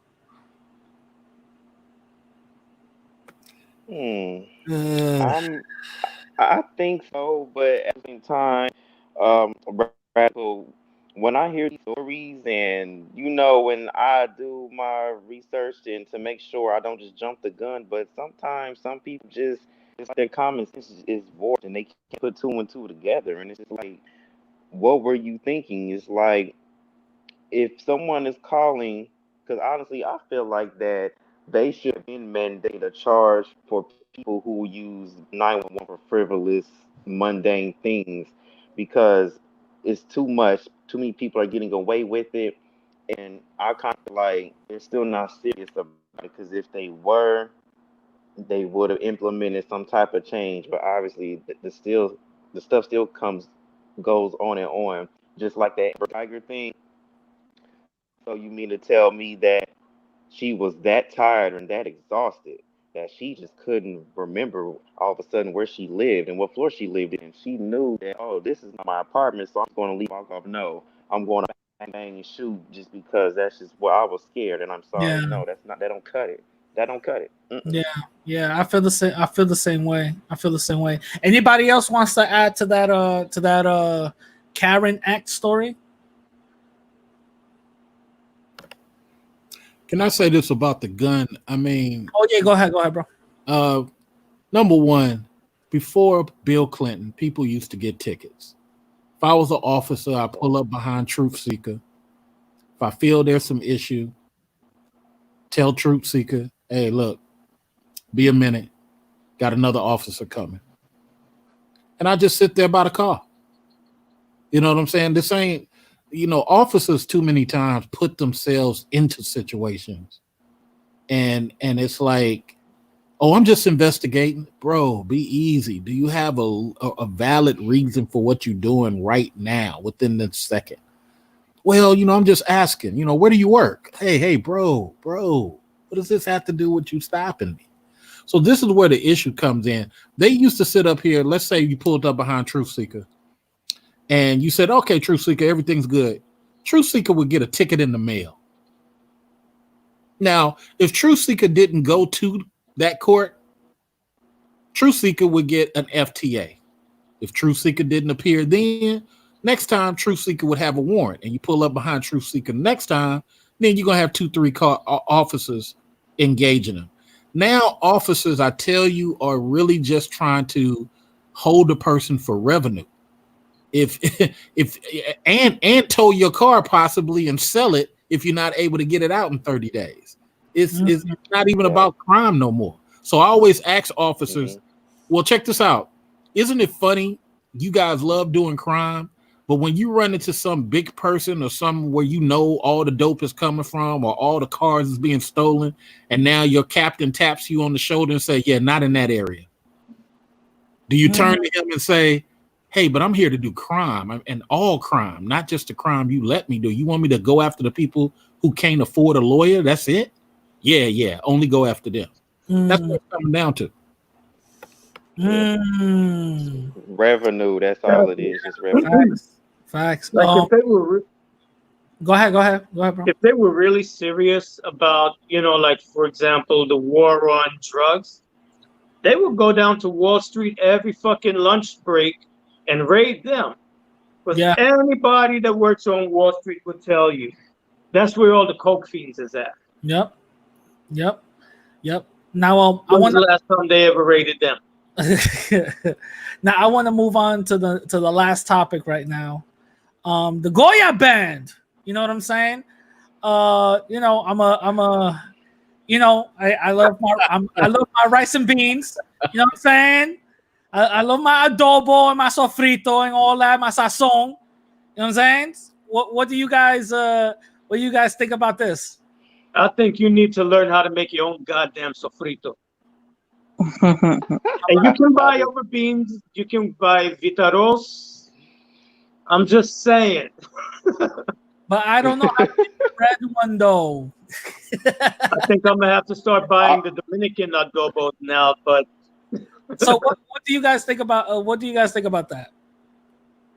You know what? I feel like this whole situation, this is one of those things where people just obviously don't have the spirit of the shut up anymore. It's just like, oh, I'm going to say something stupid, even though I think it may or may not be stupid. I'm still going to say it.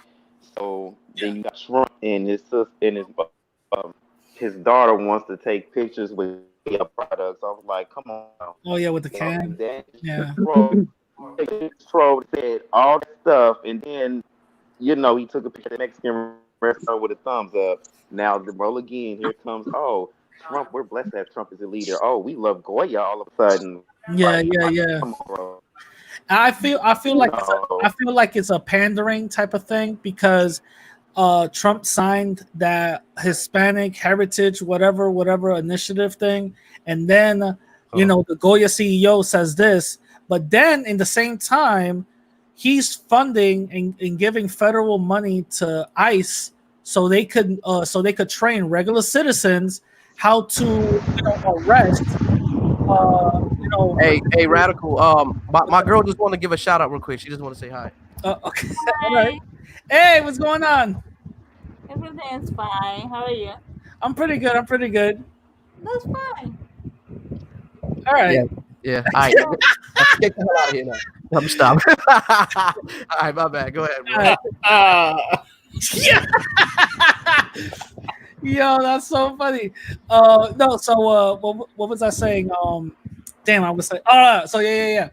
So but yet Trump in the same time is funding ICE, for their for their uh, for their they're funding ICE so they could train regular citizens to arrest random immigrants who they suspect is an immigrant. So I think this is all a pandering thing. You know what I mean? But what do you guys think about it? Yeah, it's pandering to the fullest. Now I have to decide. I'm like, well, let's see, is it Goya or Badia? I don't know. Yo no sé. But Mm, I Body this is is pretty good. this is definitely pandering because you talk like you said all shit about Mexicans and Latinos. You said, oh, we're reckless and drug dealers and cartels and all this stuff, and now this. Come on now, this is too much. I can't take it anymore. It's mm, got to stop. Xena, what you are you banning Goya from your house? Listen. It When sounds this like started, she's about to start explaining. no. Look, when this started breaking out, like, oh, boycott Goya, I'm not gonna lie, I was kind of looking around at everybody like, so y'all really about to boycott Goya? Like, what? Can't use them no more? Like, y'all sure that this is what y'all want to do? Like, you sure? Yeah. I mean, I still have a few things in my cabinet. I mean, I haven't used them, but I ain't throwing them away. Oh, you ain't about this life. You ain't about this life. Look, I mean, I can understand people being like, what the hell at this dude like supporting Trump and all that. Yeah. And like I said, his daughter posing with the Goya can or whatever it was. I mean, it's definitely pandering, no doubt. Like all that is kind of whack, but Yeah. I don't know if I can just full on just stop using it though. Like, Yeah, because I was like, wait, what other company is Goya's rival? I think Derek mentioned Badia, whatever it's called. Yeah, but they don't sell it everywhere though. Mm. You know what I'm saying? Yeah, like it would just be hard not to use Goya for anything because like literally everything that Hispanic people use, Goya like. I'm not gonna lie, I went makes. before the live. I went to the supermarket right quick. Getting some things, and I needed to buy beans, and the whole aisle Goya. And I said, I gotta stay strong with my people, right? So I literally went to some rinky dinky, it looks like some redneck beans or whatever the case is, and it just looked a little funky. And I said, I was like, listen, I gotta stay. Let me get the Goya, and I started explaining. I was like, but I don't support what he said though. So I got some Goya cans of beans, but I'm still, power to my people. Don't cancel me. But yeah, it's kind of hard though to kind of boycott. You know what I mean? So what do you guys think this is a little bit of overreach or what? As far as boycotting them? Yeah. Yeah, sometimes it is overkill because you can't cancel everything. It's like, come on, the Goya products have nothing to do with what the guy said, and because I mean they're in my cabinet, I still got to use them. But I kind of feel like people should it's just a lot of distractions from the bigger picture, Yeah. and I feel like that. Yes, people say stupid shit, just like that Carlson Tucker. He wanted to take a vacation after his head writer racist stuff came up about and leaked out. So now he want to, kind of like hide for a little bit. But all I just want to say is just like this whole situation, this accountability. If you don't have nothing nice or smart to say, just shut up. I got something to say. Yeah, what's up? Go ahead, bro. No me gusta blanco habichuela. You know what I mean? Yeah. So wait, Andrew, is your shorty gonna ban Goya from your house? I guess so, man. Wasn't they posted up with like white beans or some shit? The what? The what? White beans. Why was he posted up with white beans? Somebody told me it was blanco, like white beans or something like that, right? Oh, I don't know what the significance about that is, but yeah.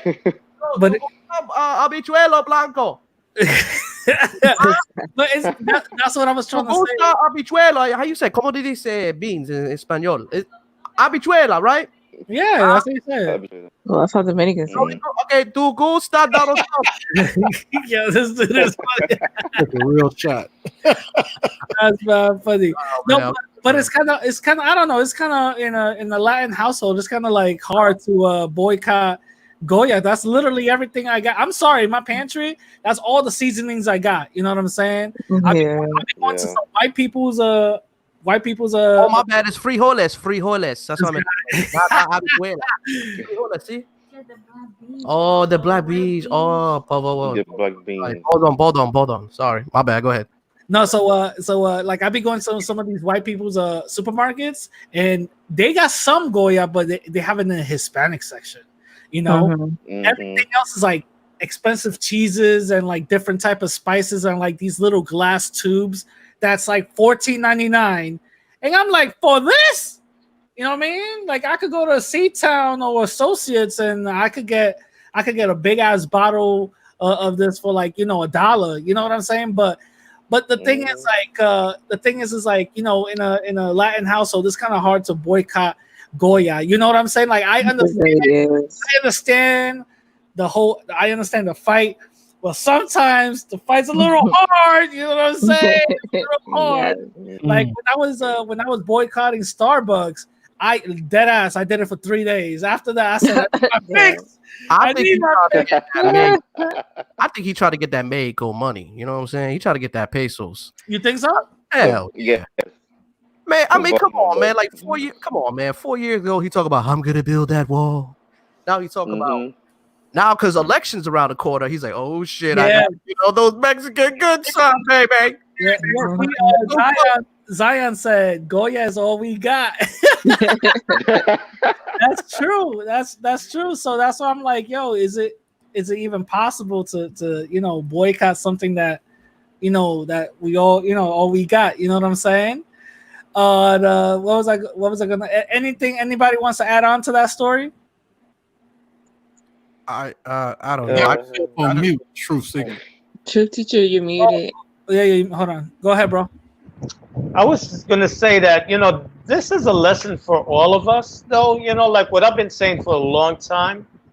The thing that we got to do as people of color is dominate key industries that people depend on.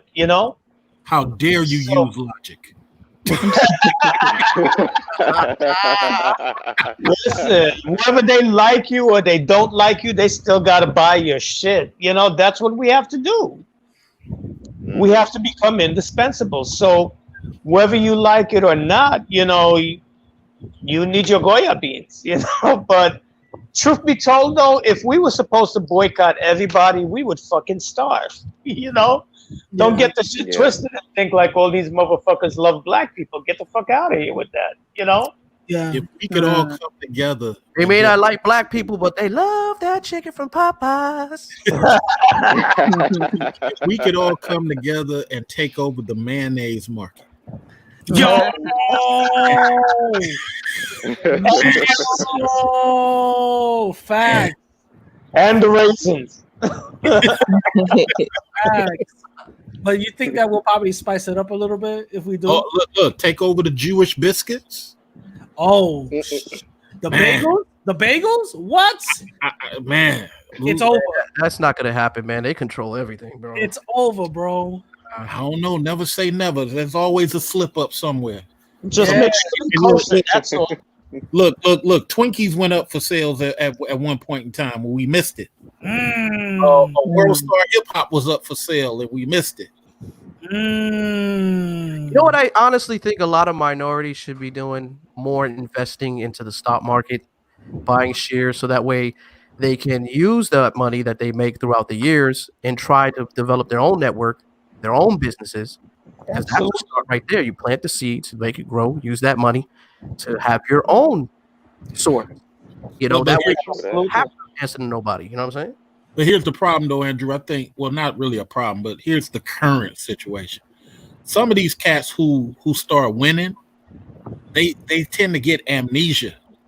and start focusing on shining. Yeah. You know, And that's the problem with a lot of us black folks. The first thing we want to do is buy rims, buy jewelry. You know, we don't think of the actual things that we can use, you know, that money that we can use to, you know, empower us instead. Right. Into assimilation too deep. Like I always use this example, and sorry for the Lakers fans when I say this, but I always look at the example Shaq money and what he did with it versus Kobe money. You got $500 million, both of these cats. Shaq is affiliated with the General, darn pizza franchise, and he got a piece of almost everything running. Name one thing Kobe has done with that $500 million that is not related to sports. I heard that he was trying to develop a pharmaceutical company called the Mamba or something like that. Have you heard of something like that? Yeah, I heard, but nothing came to fruition in 16 years? Come on, man. Come on. But you got to understand, though, I mean, trying to have a industry like a pharmaceutical company, I mean, it's going to take more than Kobe's money to but Andrew, billions of dollars. He don't have $500 million, Andrew. He could have opened a movie theater like Magic. He could have invested. Yeah, I agree with you. I mean, I don't know him personally. I don't know what he's done with his money personally, but I could tell you one person, and maybe you guys may not know about it, but one person that I've known so far that's invested their money the right way is Rick Ross. The reason why I say Rick Ross, he did. If you do your research on this guy, the amount of wing shops that he owns across the United States is ridiculous. It's ridiculous. The investment that he's done, and I've seen his house down there in Miami. Jeez. Well, he did what Netflix got popular. He invested in Brown Sugar. Brown Sugar is the black exploitation films and all the old black films in a Netflix style. He was the first one to put money into that. Yeah. Oh, okay. Well, that's pretty dope. Now I'm gonna, before I wrap it up, right? I'm gonna ask one more advice. One more email. This email actually came to me a week ago, and I'm gonna say her name, so hopefully she doesn't feel no type of way. But she goes, "Hey Radical, my name is Ashley. I listened to you and Tina. I don't know why she had to bring Tina's name into it because she's sending it to me, so whatever." Oh, hey. No, shout out to Tina, yo. I have a question. I'm Dominican and my family never talked negatively about Haitians. I actually heard a lot of positive things about Haitians and the Haitian Revolution from my Dominican family. Mind you, I am a second generation Latina. But my cousin, on the other hand, he's like Antonio. What can I do to get through to him and get him off that mindset? Oh, absolutely nothing. Oh my God! Really? You can't save him? No, we can't save him. I'm just messing around. No, some people don't want to be saved, man. Don't save her. She don't want to be saved. So Andrew says there's no saving. There's no saving them. Derek, you think it's the same thing? There's no saving them. No, once people have it stuck in their mindset and their ideologies, that's it. Unless they actually take it upon themselves to really see how flawed it is. Other than that, yeah. Zion says, "Let the zombies eat them." You know what's gonna have to happen for him to have a full turnaround? I think a person that's either Haitian, especially a person who's Haitian, because he's got this thing for Haitians. You know what I'm saying? Yeah. I think a Haitian person has to save his life. It has to be some sort of life situation where he's being saved by somebody from Haiti or somebody who's, I guess, black, right? Because you would have to have a personal interaction with someone. Like, you know what you could do? Take him to Haiti to live with a Haitian family. I'm dead serious. I'm dead serious because when you really get to know somebody, on a personal level, it's a lot harder to engage in that kind of rhetoric. Yeah. So if you took him to Haiti with a middle class family and you let him live there with them, and then they could challenge all his talking points with facts, Well, they would probably do it. the advice that I gave her was you know to listen to some of my content. I actually sent some of Xtina's content to her, saying, I don't know if you've seen these videos. Xtina, you did some videos about your thoughts on the whole Haitian and Dominican thing, right? Yeah. So Mhm. I sent her that I did your work. No, let me stop. Oh. No, let me stop. No, so I sent her some content. I said, listen, even though you know all Dominicans don't think like that, but somehow your cousin fell into that hole. See where he went to fall into that hole and try to get him out of it, because that's one thing that you could challenge their beliefs, but also there's another thing where you could just debunk them, you know, like there's no tomorrow. The stuff with that is going to become a challenge. You know what I'm saying? So as long as you can educate them and plant some seeds, plant some seeds, some mental seeds, I think that's the best thing to do, because later on they'll start realizing, like, wait a minute, everything that I thought, everything that I was told, everything that I believed is all BS. You know what I mean? You know what? If y'all can find this, there's a movie out there. It's called Free Trip to Egypt, where they went around to these Trump rallies, and they offered to give people a free trip to Egypt, so they could see what Muslims, to see what a Muslim country is really like. Mm. And I think they got like 6 people that took them up on it. They gave them a free trip for real. And they actually got to go to Egypt and, spend some time with some families over there. People from different walks of life.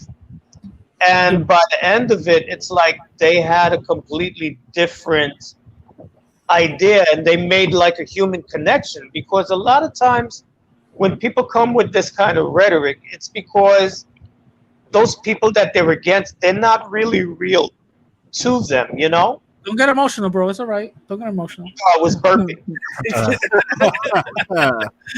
Can I just elaborate? Go ahead, bro. Go ahead. See, I've traveled to Dominican Republic quite a few times, and I've been to this place called A La Casa Asua.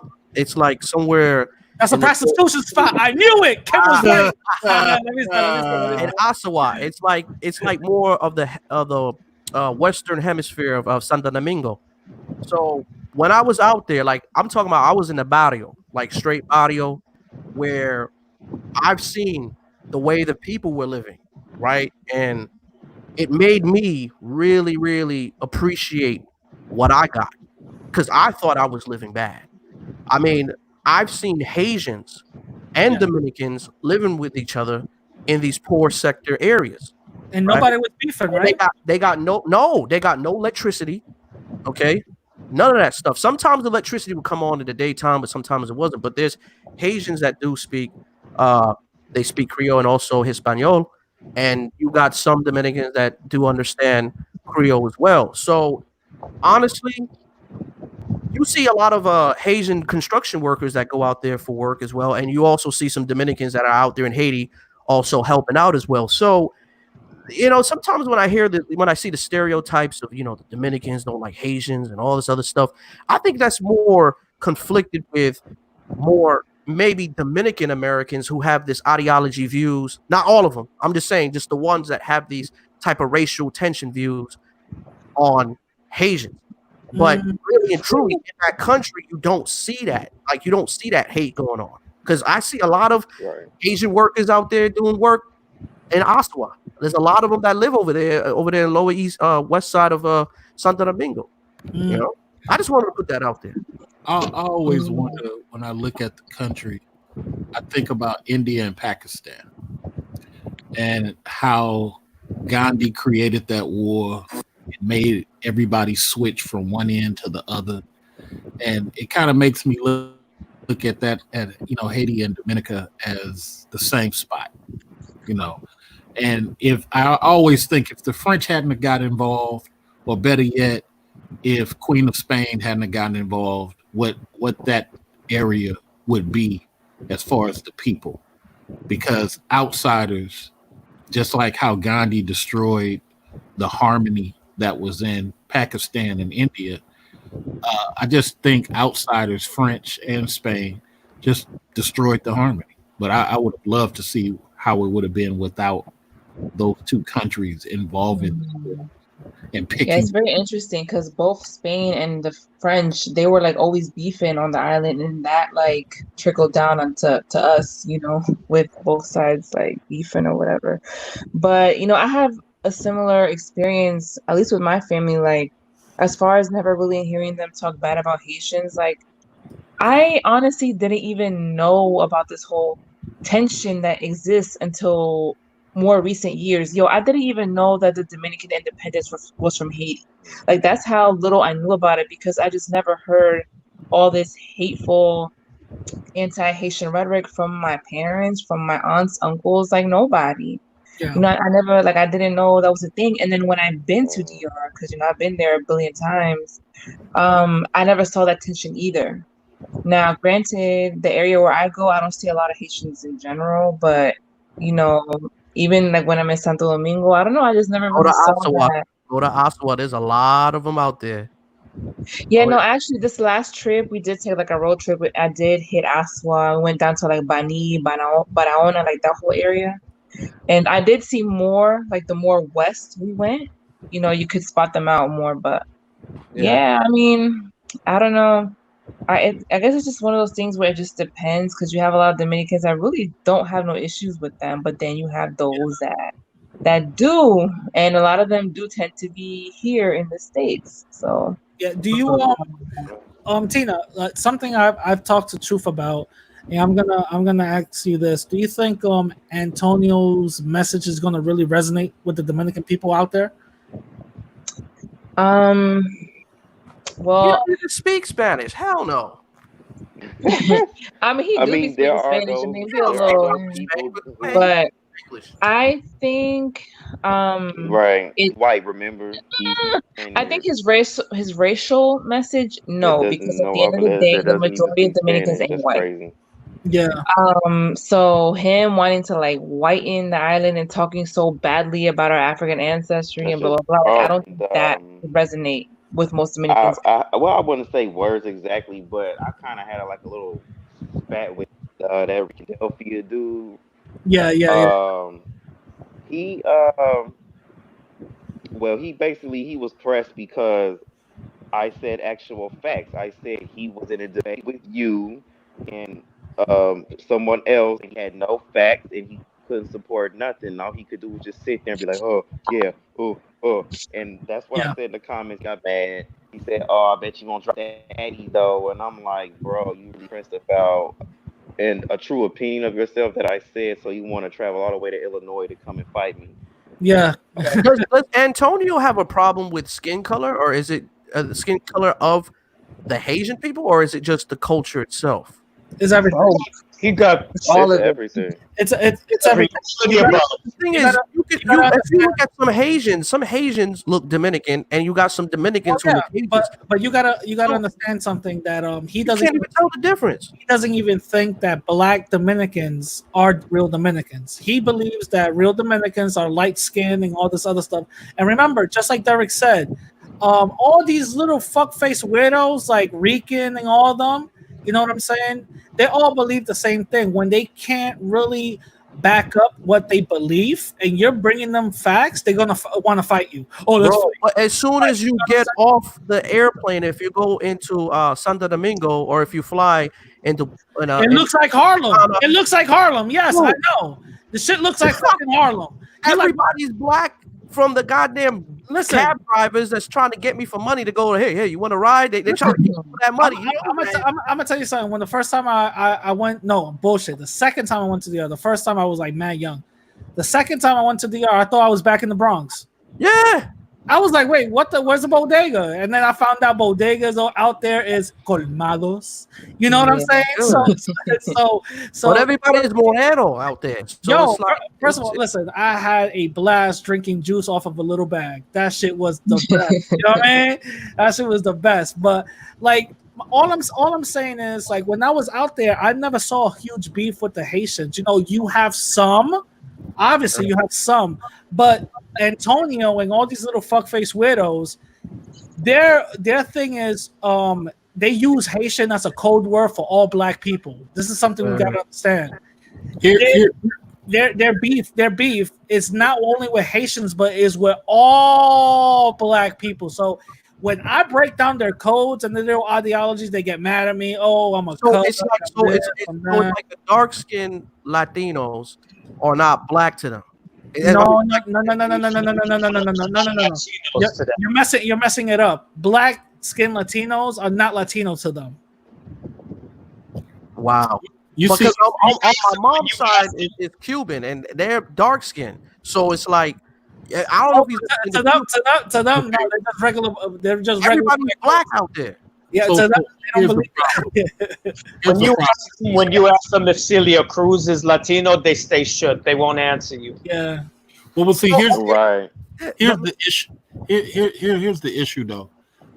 When RL came on my show a long time ago, we were talking about the history of things and how I was saying how Hannibal's grandfather controlled Spain even before Rome came to be. Mm. All this transpired when Robert the Old came from England and came to Spain and convinced all these lighter-skinned Africans that they should divide from the darker-skinned Africans. Same thing happened in Greece when the Minoans controlled Greece, and the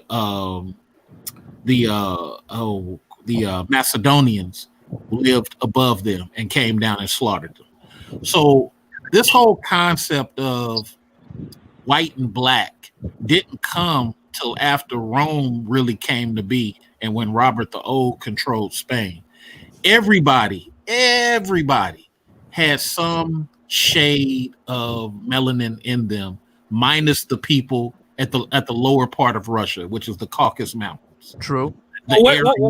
Watch out what you say, Mr. Research. Oh, I might get fired from Viacom. My fault. Hey, I don't want to make you apologize. Matter of fact, side note, black folks, stop, especially millennials, stop saying stuff that y'all big and proud with the Superman on your chest, and then stuff that you might have to apologize for later. So it's a bad look for black people when you got to go on your hands and knees and cry like Kanye, and it's a bad look. Just don't say nothing, but don't go apologize. Do like Tupac and spit at the camera. Don't apologize.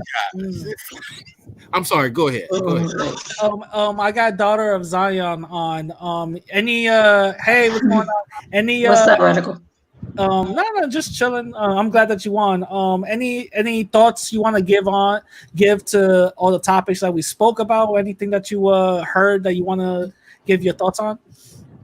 Yes, because what's his name? CA. He was like really giving all the history and stuff, and I really appreciate that. As far as like the colorism, I heard y'all talking about the colorism because, like, for me, I have my dad's Dominican and my mom's Puerto Rican. Oh, but my mom looks. Yeah, but my mom looks like she could be white. She could pass for white. Yeah. But it's crazy because I feel like I think someone was saying earlier, just about like, was it the girl that was talking about her cousin or something or? Oh yeah. The email that I wrote that I read, it said that my cousin is basically like Antonio, things negatively about Haitians.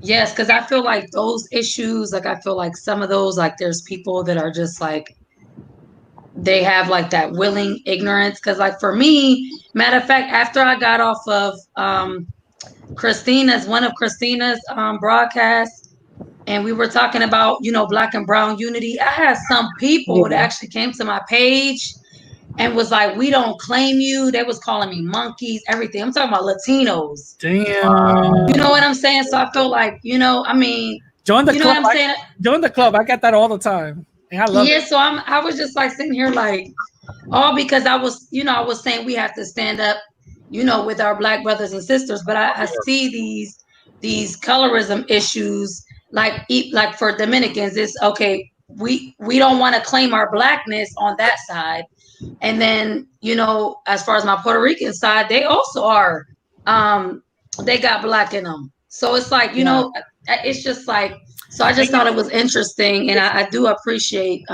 It's actually kind of funny how some of those people come at you, also come at me talking about, oh, we don't claim you, there shouldn't be no black and brown unity, but yet those are the same people that want to intermingle with Latin people, or those are the same Latin people that want to intermingle with black people, in the bed and all that. So it's kind of hypocritical, you know what I'm saying?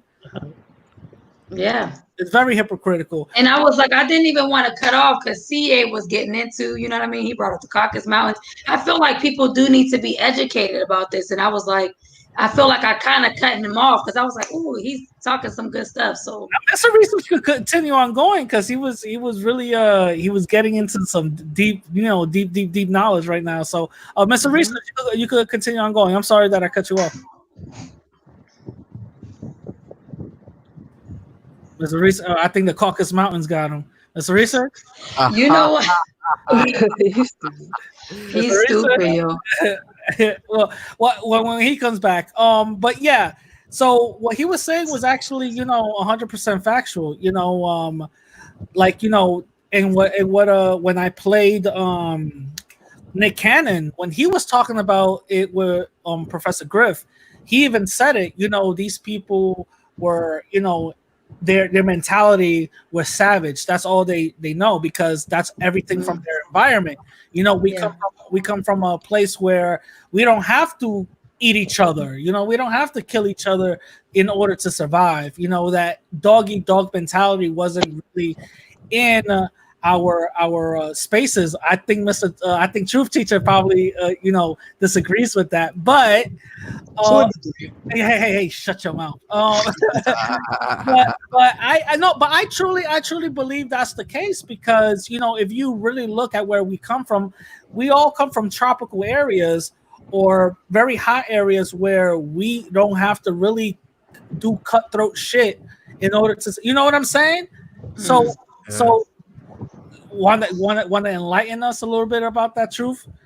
Okay, he's about to tell us some lies, people. Like I said before, it's all about the elite staying in control. So, for example, if we look at Mesoamerica before Columbus arrived, there's a reason why everybody, got on the side with Cortez.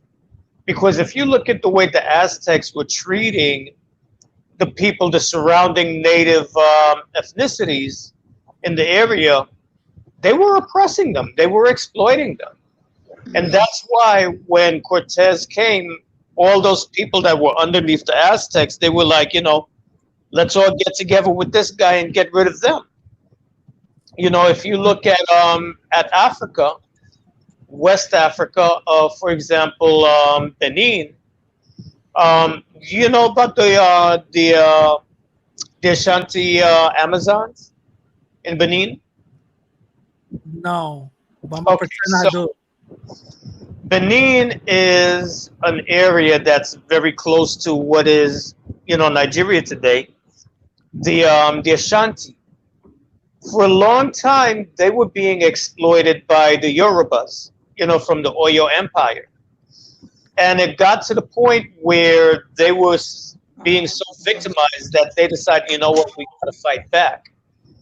So throughout world history, you've always had people fighting against each other in their own lands.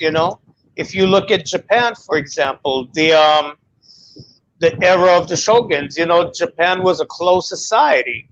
They didn't let anybody from the outside come in, but they were always at war with each other. Different kingdoms within Japan were fighting at war with each other. The same thing with China.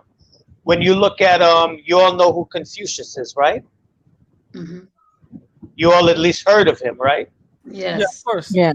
Okay, so Confucius and his philosophies came about at a time when there was a lot of social unrest in China. You had warlords that were fighting against each other and just like tearing up the land, resulting in famine, starvation. Everybody was at each other's throats. So this is True aspect of human nature. Are you talking about the brother with the cornrows and the big flat nose? Who are you talking about? Confucius. Confucius. He looked like Nobody really knows what he looks like. No, Okay. when he said it he's like a that. Chinese philosopher. Okay.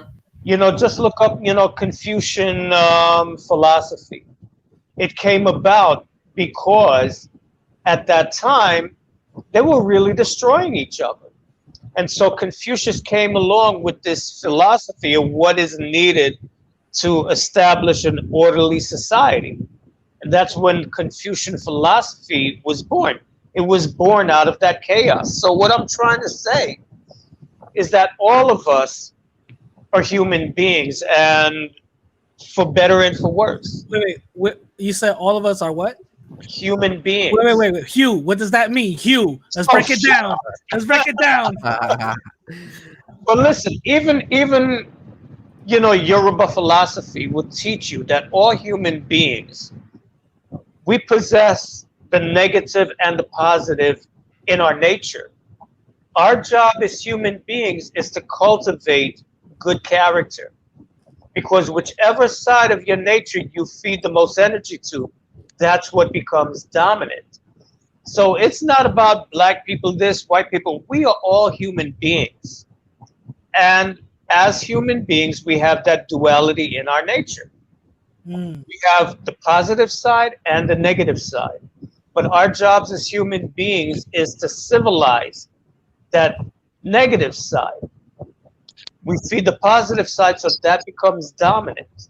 And that's across the board, all of us. So we gotta calcify our pineal gland, right? yes, exactly. Exactly. So to those juices and berries to decalcify our pineal gland.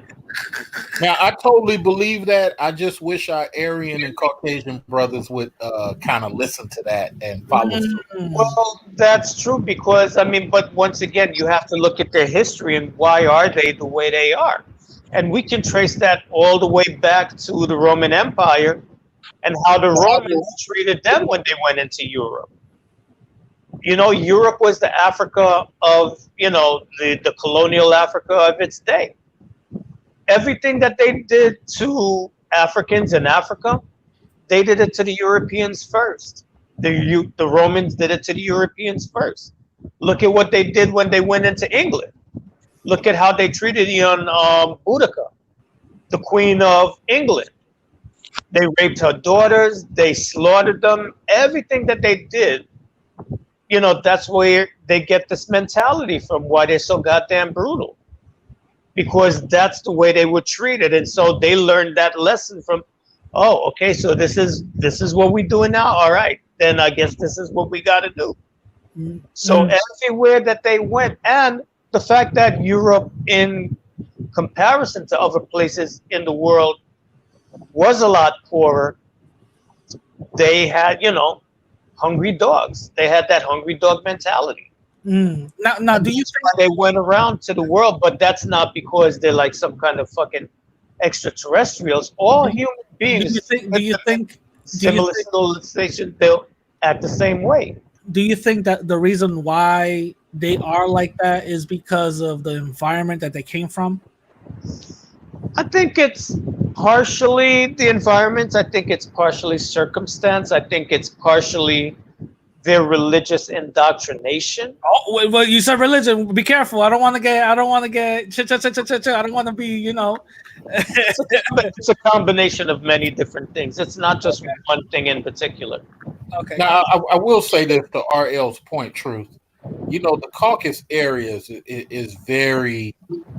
I don't even know how they live there. to be honest. Yeah, but do you understand that the Caucasians were the slaves of the rest of the world back then? The Yeah, Caucasians, and Romania that's where and the most of Tsar. the Slavs from, the True. Slavic peoples. So, you know, interesting thing. Go on YouTube and just look up these DNA results, and you see all these people that got Caucasus Mountain DNA. That comes from that ancient slave trade. Before they were tapping into Africa for the slaves, That's they true. were tapping into that part of Europe. So that's why you see people in England and Ireland and Scotland, and they all got this Caucasus Mountain DNA. That's coming from that slave trade. I agree. First of all, I know I'm about to start wrapping it up in a few, but you gonna start rapping? What? Yeah, no. I'm gonna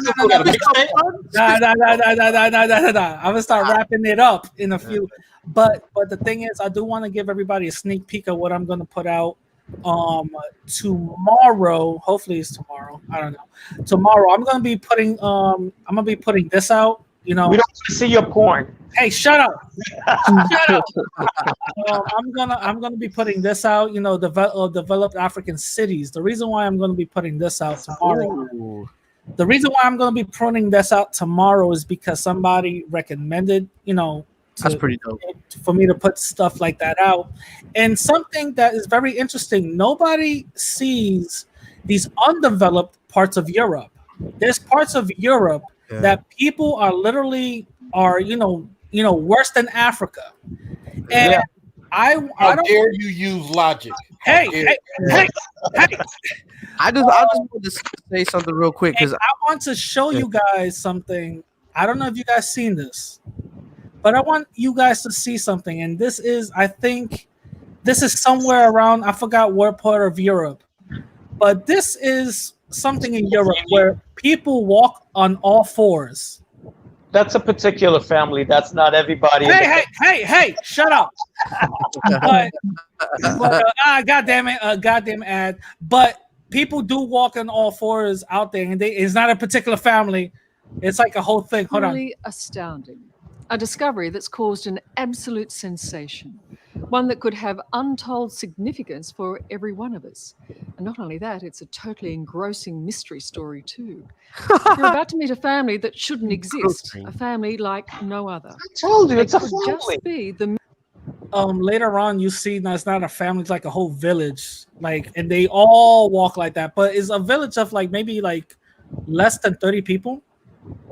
But it's still somewhat like a very extremely small population. But these are the reason why I'm bringing this up is because these are images that are not shown. You know what I mean? They think that they want to show Europe as a huge developed nation when in reality there are subsets of Europe like this. The same thing in Africa. There are very subsets, parts of Africa that they are very rural and, they do live in mud huts or whatever, but that's literally less than 1%. Yeah. You know what I'm saying? But that's the 1% they show you every fucking time. Exactly. So Africa is a very wealthy, rich nation, man. There's a lot of industries out there, but they just don't want you to see that side of it. Yeah, that's the reason why I wanna show this. Secrecy. You know what I'm saying? When I heard of it myself, I was intrigued, but nothing prepared me for. Yo, look at them. Look at them. That's crazy, right? That's crazy. That's crazy. So it's not crazy to me. You look at like when I was living over there, you look at only in 2008 did bestiality get outlawed. Wait, what? Bestiality, yeah, look it up. Bestiality law. Where? Virtually everywhere. Belgium was huge on bestiality. You can look that up right now. For real? Yeah. You serious? Bestiality was a serious thing. Matter of fact, and I'm sorry. I'm gonna try to be PG because we got ladies here. Just look at it from this standpoint. Why do they make actual realistic horse dildos? And why do they make dog penis dildos? It isn't a big thing here in America. Yeah. So that's I got a hater in the room. Shout out to the hater. That's the only thing you got, bro. Man, come on, come up with something more creative than that. But I'll tell you, all you got to do is look up Bestiality 2008, 2005, Bestiality Law. Wow. 2005, and you'll see that many of things just recently got outlawed. So it was okay for dozens of years. I wrote a paper on it in college. One girl was the first porn star, first animal porn star in England, and she was known through all out. I think it was the early 70s or 60s or late 60s. What's the link? No, let me stop.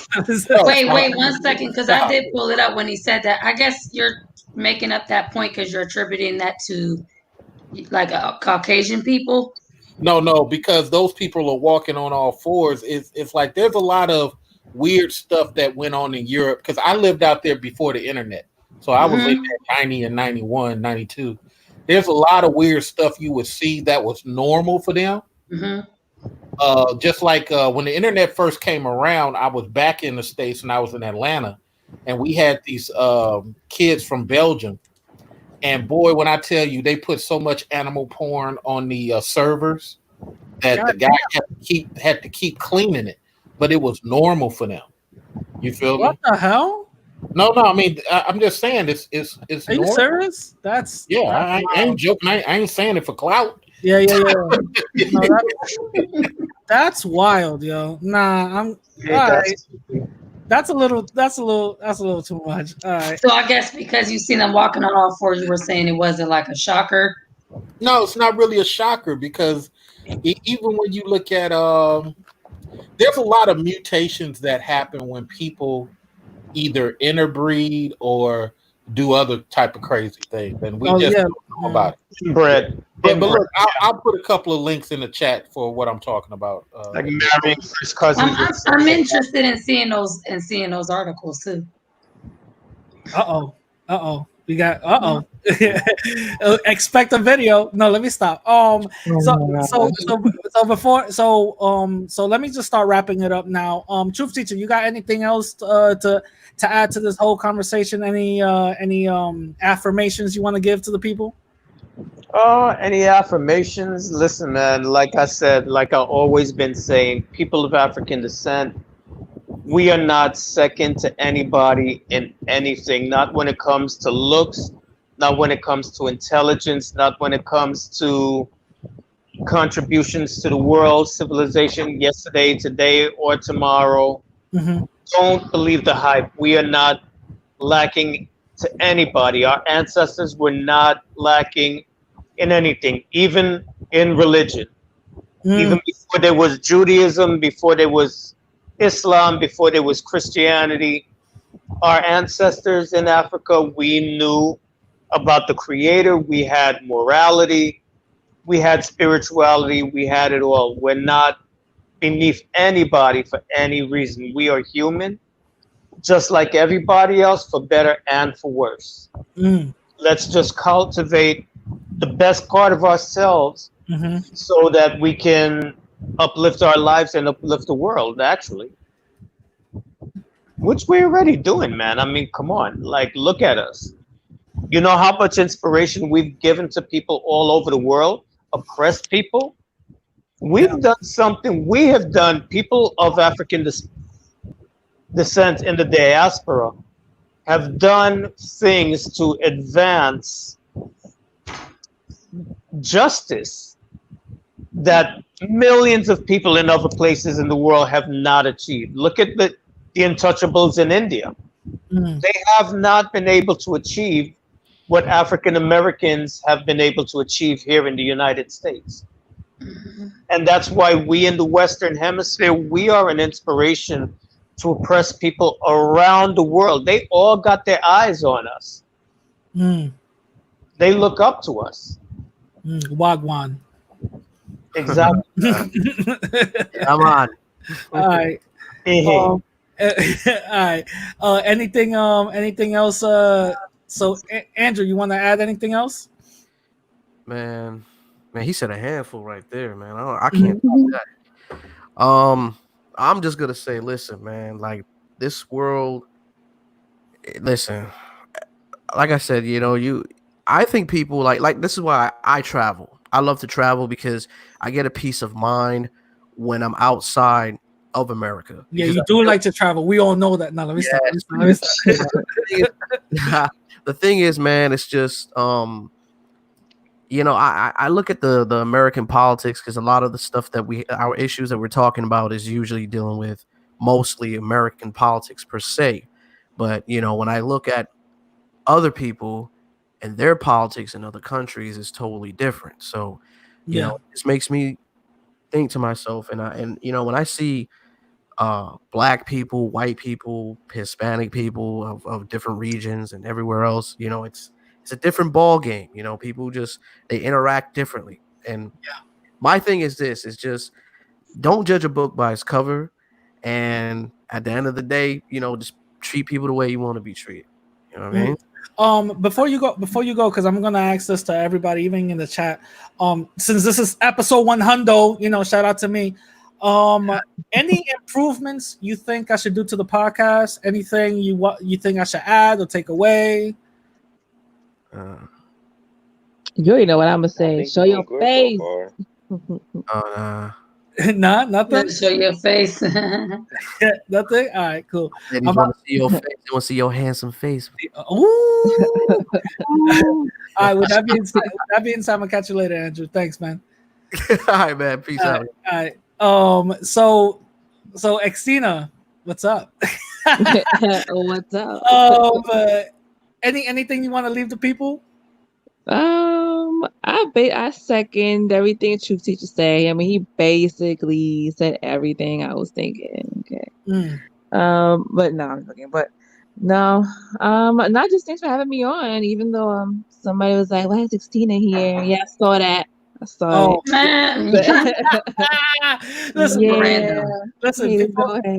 people are gonna hate. You know, I got a few haters in the chat, so don't worry about it. See. It is what it is, you know. Yeah.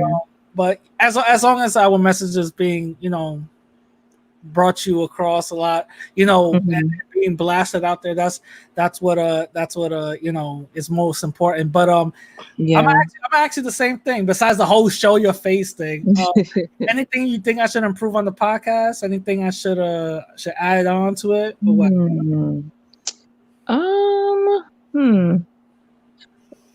Well, I know you had mentioned before that you wanted to kind of diversify your content a little bit.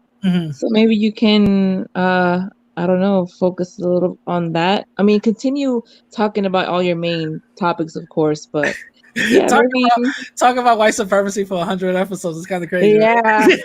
Like, dang, you got it, radical. Damn. But no.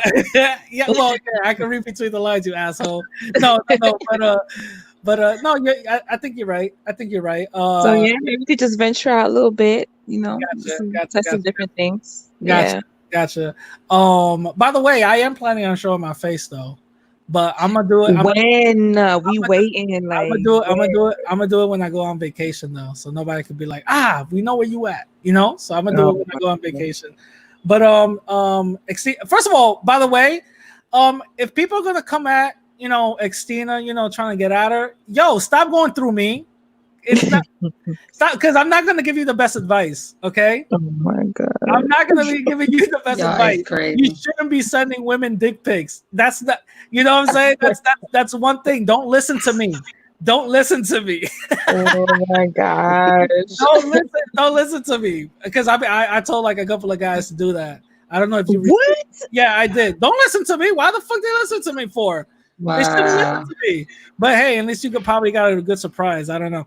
Oh wow. But Xtina, thank you for joining and much appreciated. Yeah, no problem, man. Actually, I'm about to get off right now because I'm tired. I gotta work. Oh yeah, it's pretty good girl. Right. All right, peace. Catch y'all later. Bye. Oh, Mr. Research, man. I always you know, I'm always happy to talk to you. You know, man, you as well, bro. You as well. You always, on the show. Yeah, you always bring some, you know, very intellectual and enlightening aspects to the conversation. Only when I'm not half asleep. Anything you want to leave the people? Any words of wisdom? Well, here's the thing, you know, and this is one thing I love about Latin culture.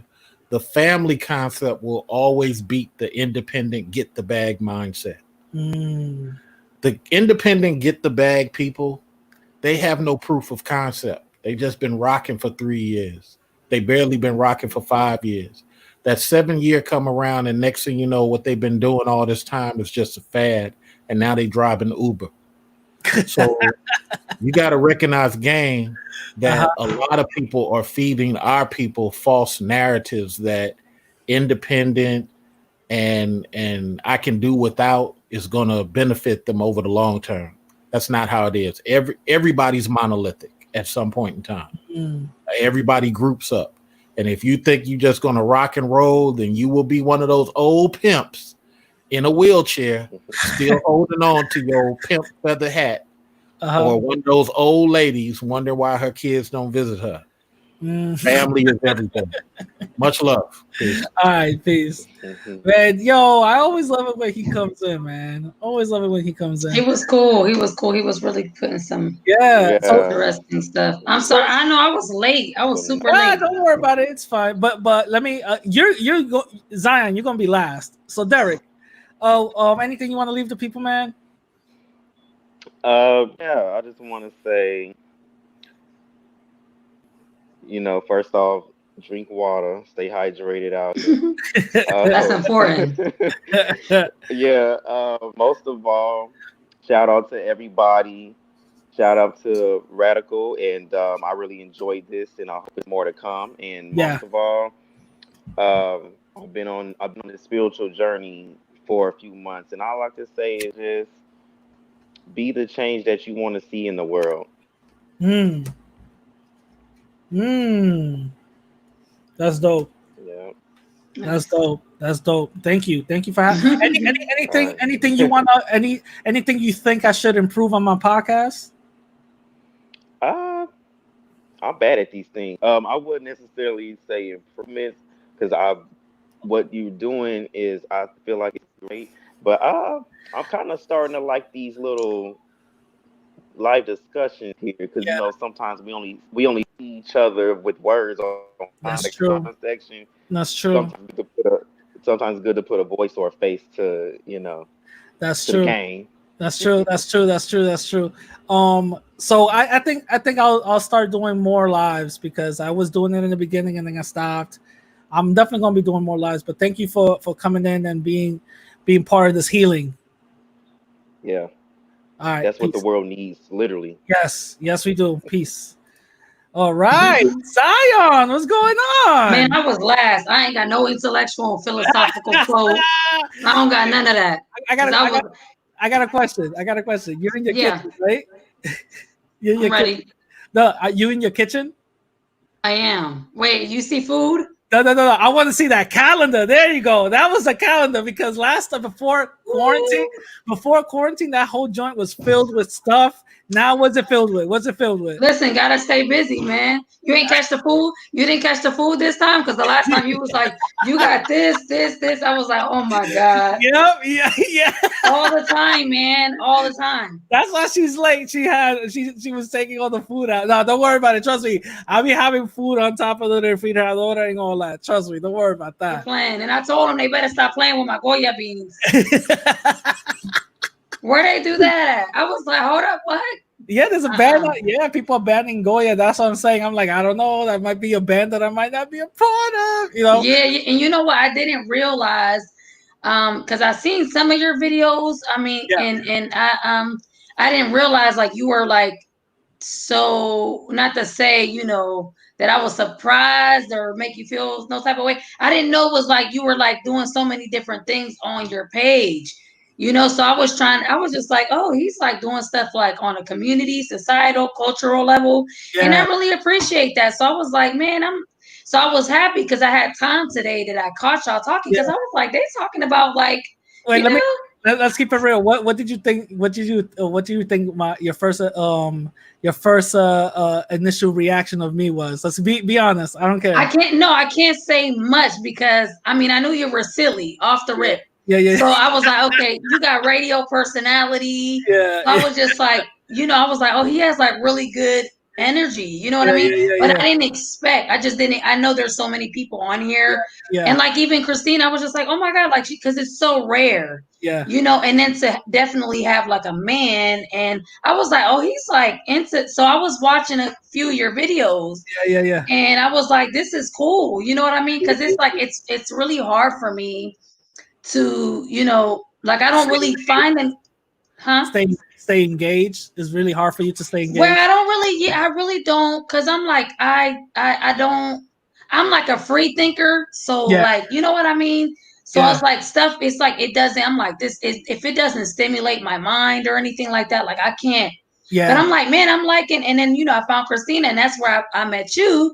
So then I was like, you know, I got on your page and I was like, oh, he's cool. So I just getting on here and seeing like you talking about these different topics, I can appreciate it. And I was like, okay, this is like my people a little bit right here. So, and you know, we Latinos, so you know what I mean? It's already love right there.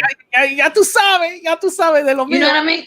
So I was, and I appreciate coming on because I was like, this is cool because we need these stimulating conversations. And I was just like, and just to see, I was like, oh, he's like well-rounded and like you seem so level-headed. So I was like, okay, you know what I mean? So this is cool. I like this. I hope I didn't I didn't you know mess up any preconceived notions you have. Well, I don't know you. I can't, you know. No, but thank you very much for being a part of the community, being a part of this discussion. You know, I always want people to come in.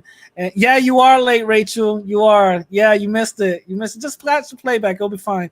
But you know, being part of this this conversation and community, because to be completely honest, we need more conversations like this. We need more interactions, not only with Latin people, but also with everybody else. You know, I'm gonna see if I could try. Listen, I interviewed, I don't know if you even caught it, but I interviewed a former white supremacist who was part of the Klan and all that other stuff. So I got I already got that interview there. You know, you could watch that. But the reason why I'm bringing that up is because I want to hear from different facets and different people. Oh, of course. So I'm planning on bringing some white people on to have these type of conversations. You know what I'm saying? Because let's be honest, these type of conversations kind of in the back of YouTube, where like people would say, oh, like, you know, Black Twitter, oh, this is Black YouTube. You know what I'm saying? So this is probably in the back. So when I actually bring some, you know, white folks, you know, in, I want to see that. I want to see what they have to say. Any misconceptions, maybe we could, like, you know, erase or challenge or whatever the case is. But I'm glad that I'm glad that you came on. This is the first time we're talking, but shout out to you, and I like that little calendar that you got in the back. You know what? Him with the jokes. Yeah, she got wild activities. Yo, we like it so much. Well, you can buy me a new one. It look like it's being worn down. I got you. I got you. Not a problem. I'll probably have like different, like each month is probably going to be a different silly photo. But no, I got you. But thank you for coming out. Another question: what should I improve or add on to the podcast or for my whole, you know, general content? What do you think? I would just say be you, be yourself. Be yourself. I mean, because that's being, you're sticking to the authenticity. You know, be yourself. Do it how Radical gonna do it. Can't nobody tell you to do it how you gonna do it. Shout out to you, yo. And I'm still kind of new, you know what I mean? But like I said, me coming in, you already, you being yourself, it's enough. That's a brand in itself. Yeah. That's what made me like, oh, like he's cool. I like this. I like these conversations. So, you know, and like I said, I'm still new.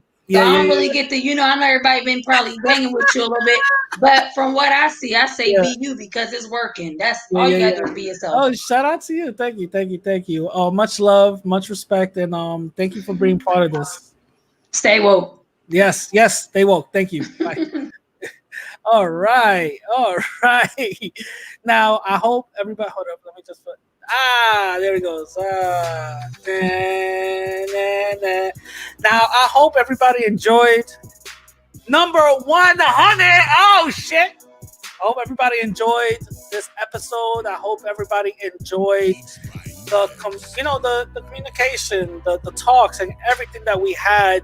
I want to shout out everybody in the chat room. I want to give a big shout out to PT, Derek, Daughter of Zion, Xtina, Truth Teacher, Mr. Research, Andrew Show.